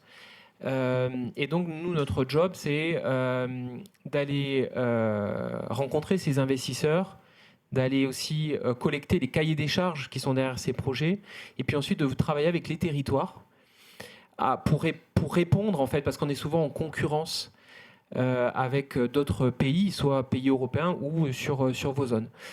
Et donc, on accompagne, j'ai mis quelques exemples, hein, on accompagne la Guyane actuellement, on a accompagné auparavant la Nouvelle-Calédonie, on essaye de monter des choses avec le gouvernement de Polynésie française et vraiment avec toute une série d'outils. On le fait de façon complémentaire aussi avec les autres acteurs. Voilà. Je vais m'arrêter là parce que je pense que j'ai été assez long déjà. Non, c'est parfait. Merci beaucoup. Alors, pour terminer, je vais vous demander peut-être un mot de conclusion, comme pour les autres séquences. À chacun d'entre vous, un conseil pour les start-upers. Ne pas oublier, j'indique au passage qu'il y a pour le ministère des Outre-mer, il y a encore une séquence de pitch vendredi. Je sais que vous avez une semaine hyper chargée. Daniel a blindé cette semaine. C'est quand même une première, hein, cette semaine. Daniel, tu as voulu que l'innovation soit au top du top de l'Outre-mer. Mais vous avez vendredi après-midi une séquence où vous pouvez retrouver les entreprises, les investisseurs et faire des pitchs. Je ne mets pas ça avant le mot de conclusion. Et bien sûr, à vous pour le mot de conclusion de cette séquence et des conseils aux start-upers et aux autres acteurs. Monsieur... Ah, vous voulez de l'autre côté ? Monsieur Tonnerre veut terminer, donc je vous laisse reprendre la parole. Des conseils, et puis allez-y. Je dirais énergie et mobilisation. Très bien. Et oser l'export. Oui. Et oser l'export. Et oser l'international au global. Voilà, oser l'international. Donc moi je dirais impossible n'est pas français, donc impossible n'est pas ultramarin, donc lancez-vous et toquez à la porte de BPI et de tous les acteurs qui sont là. C'est quand même très rare d'avoir des banques qui vous disent de venez lire, venez les voir, hein. Donc allez-y, n'hésitez pas. L'AFD. C'était oser venir voir. Hein. Voilà, bien sûr. Mais là, oser pousser les portes, hein. C'est comme ça que ça marche. Et dans le pire des cas, on vous remet dans un autre circuit qui pourra vous financer si on n'est pas capable, nous, de financer. Très bien, merci beaucoup. Et le mot de conclusion même chose, pour vous. les 3C, courage, confiance et puis collectif. Merci beaucoup. On peut applaudir cette séquence. Je vais demander aux intervenants des 3 séquences, s'il vous plaît, de venir ici pour la photo finale. Les intervenants de la séquence 1 et 2. Mais bien évidemment, je salue le public à distance et je vous remercie. Le Hub de territoire se termine sur cette séquence finale. Merci à l'équipe technique qui nous a accompagnés. Merci infiniment à l'accueil du Hub des territoires et bien sûr à tous les intervenants, les start-upers et les invités, les partenaires et ce côté ensemble. Les invités de la première et de la deuxième séquence, merci de me rejoindre. Merci d'aider Daniel qui a besoin de vous. Voilà, pour s'approcher. Et place à la photo finale, s'il vous plaît. Sous vos applaudissements, merci à vous tous et bonne continuation. Et comme dit Daniel, vas-y Daniel. Alors, juste pour dire que pour certains, vous avez déjà les listes. Les pitchs, ça commence maintenant. Hein, il y a 2 personnes qui sont là de la division investissement de la Banque des Territoires. Donc, si vous dormez, c'est votre faute. Et on a le directeur des investissements du fonds INCO qui vient tout à l'heure dans une demi-heure, ici. Merci. Voilà. Merci à tous. Bravo Daniel, bravo Monsieur Tonnerre, bravo à ses équipes et bravo encore à l'équipe technique qui nous a permis de tenir encore une demi-heure de plus de l'heure habituelle. Bravo à vous tous. Merci à vous et merci à vous Marie-Christine. Merci beaucoup. Sous les applaudissements, la photo finale.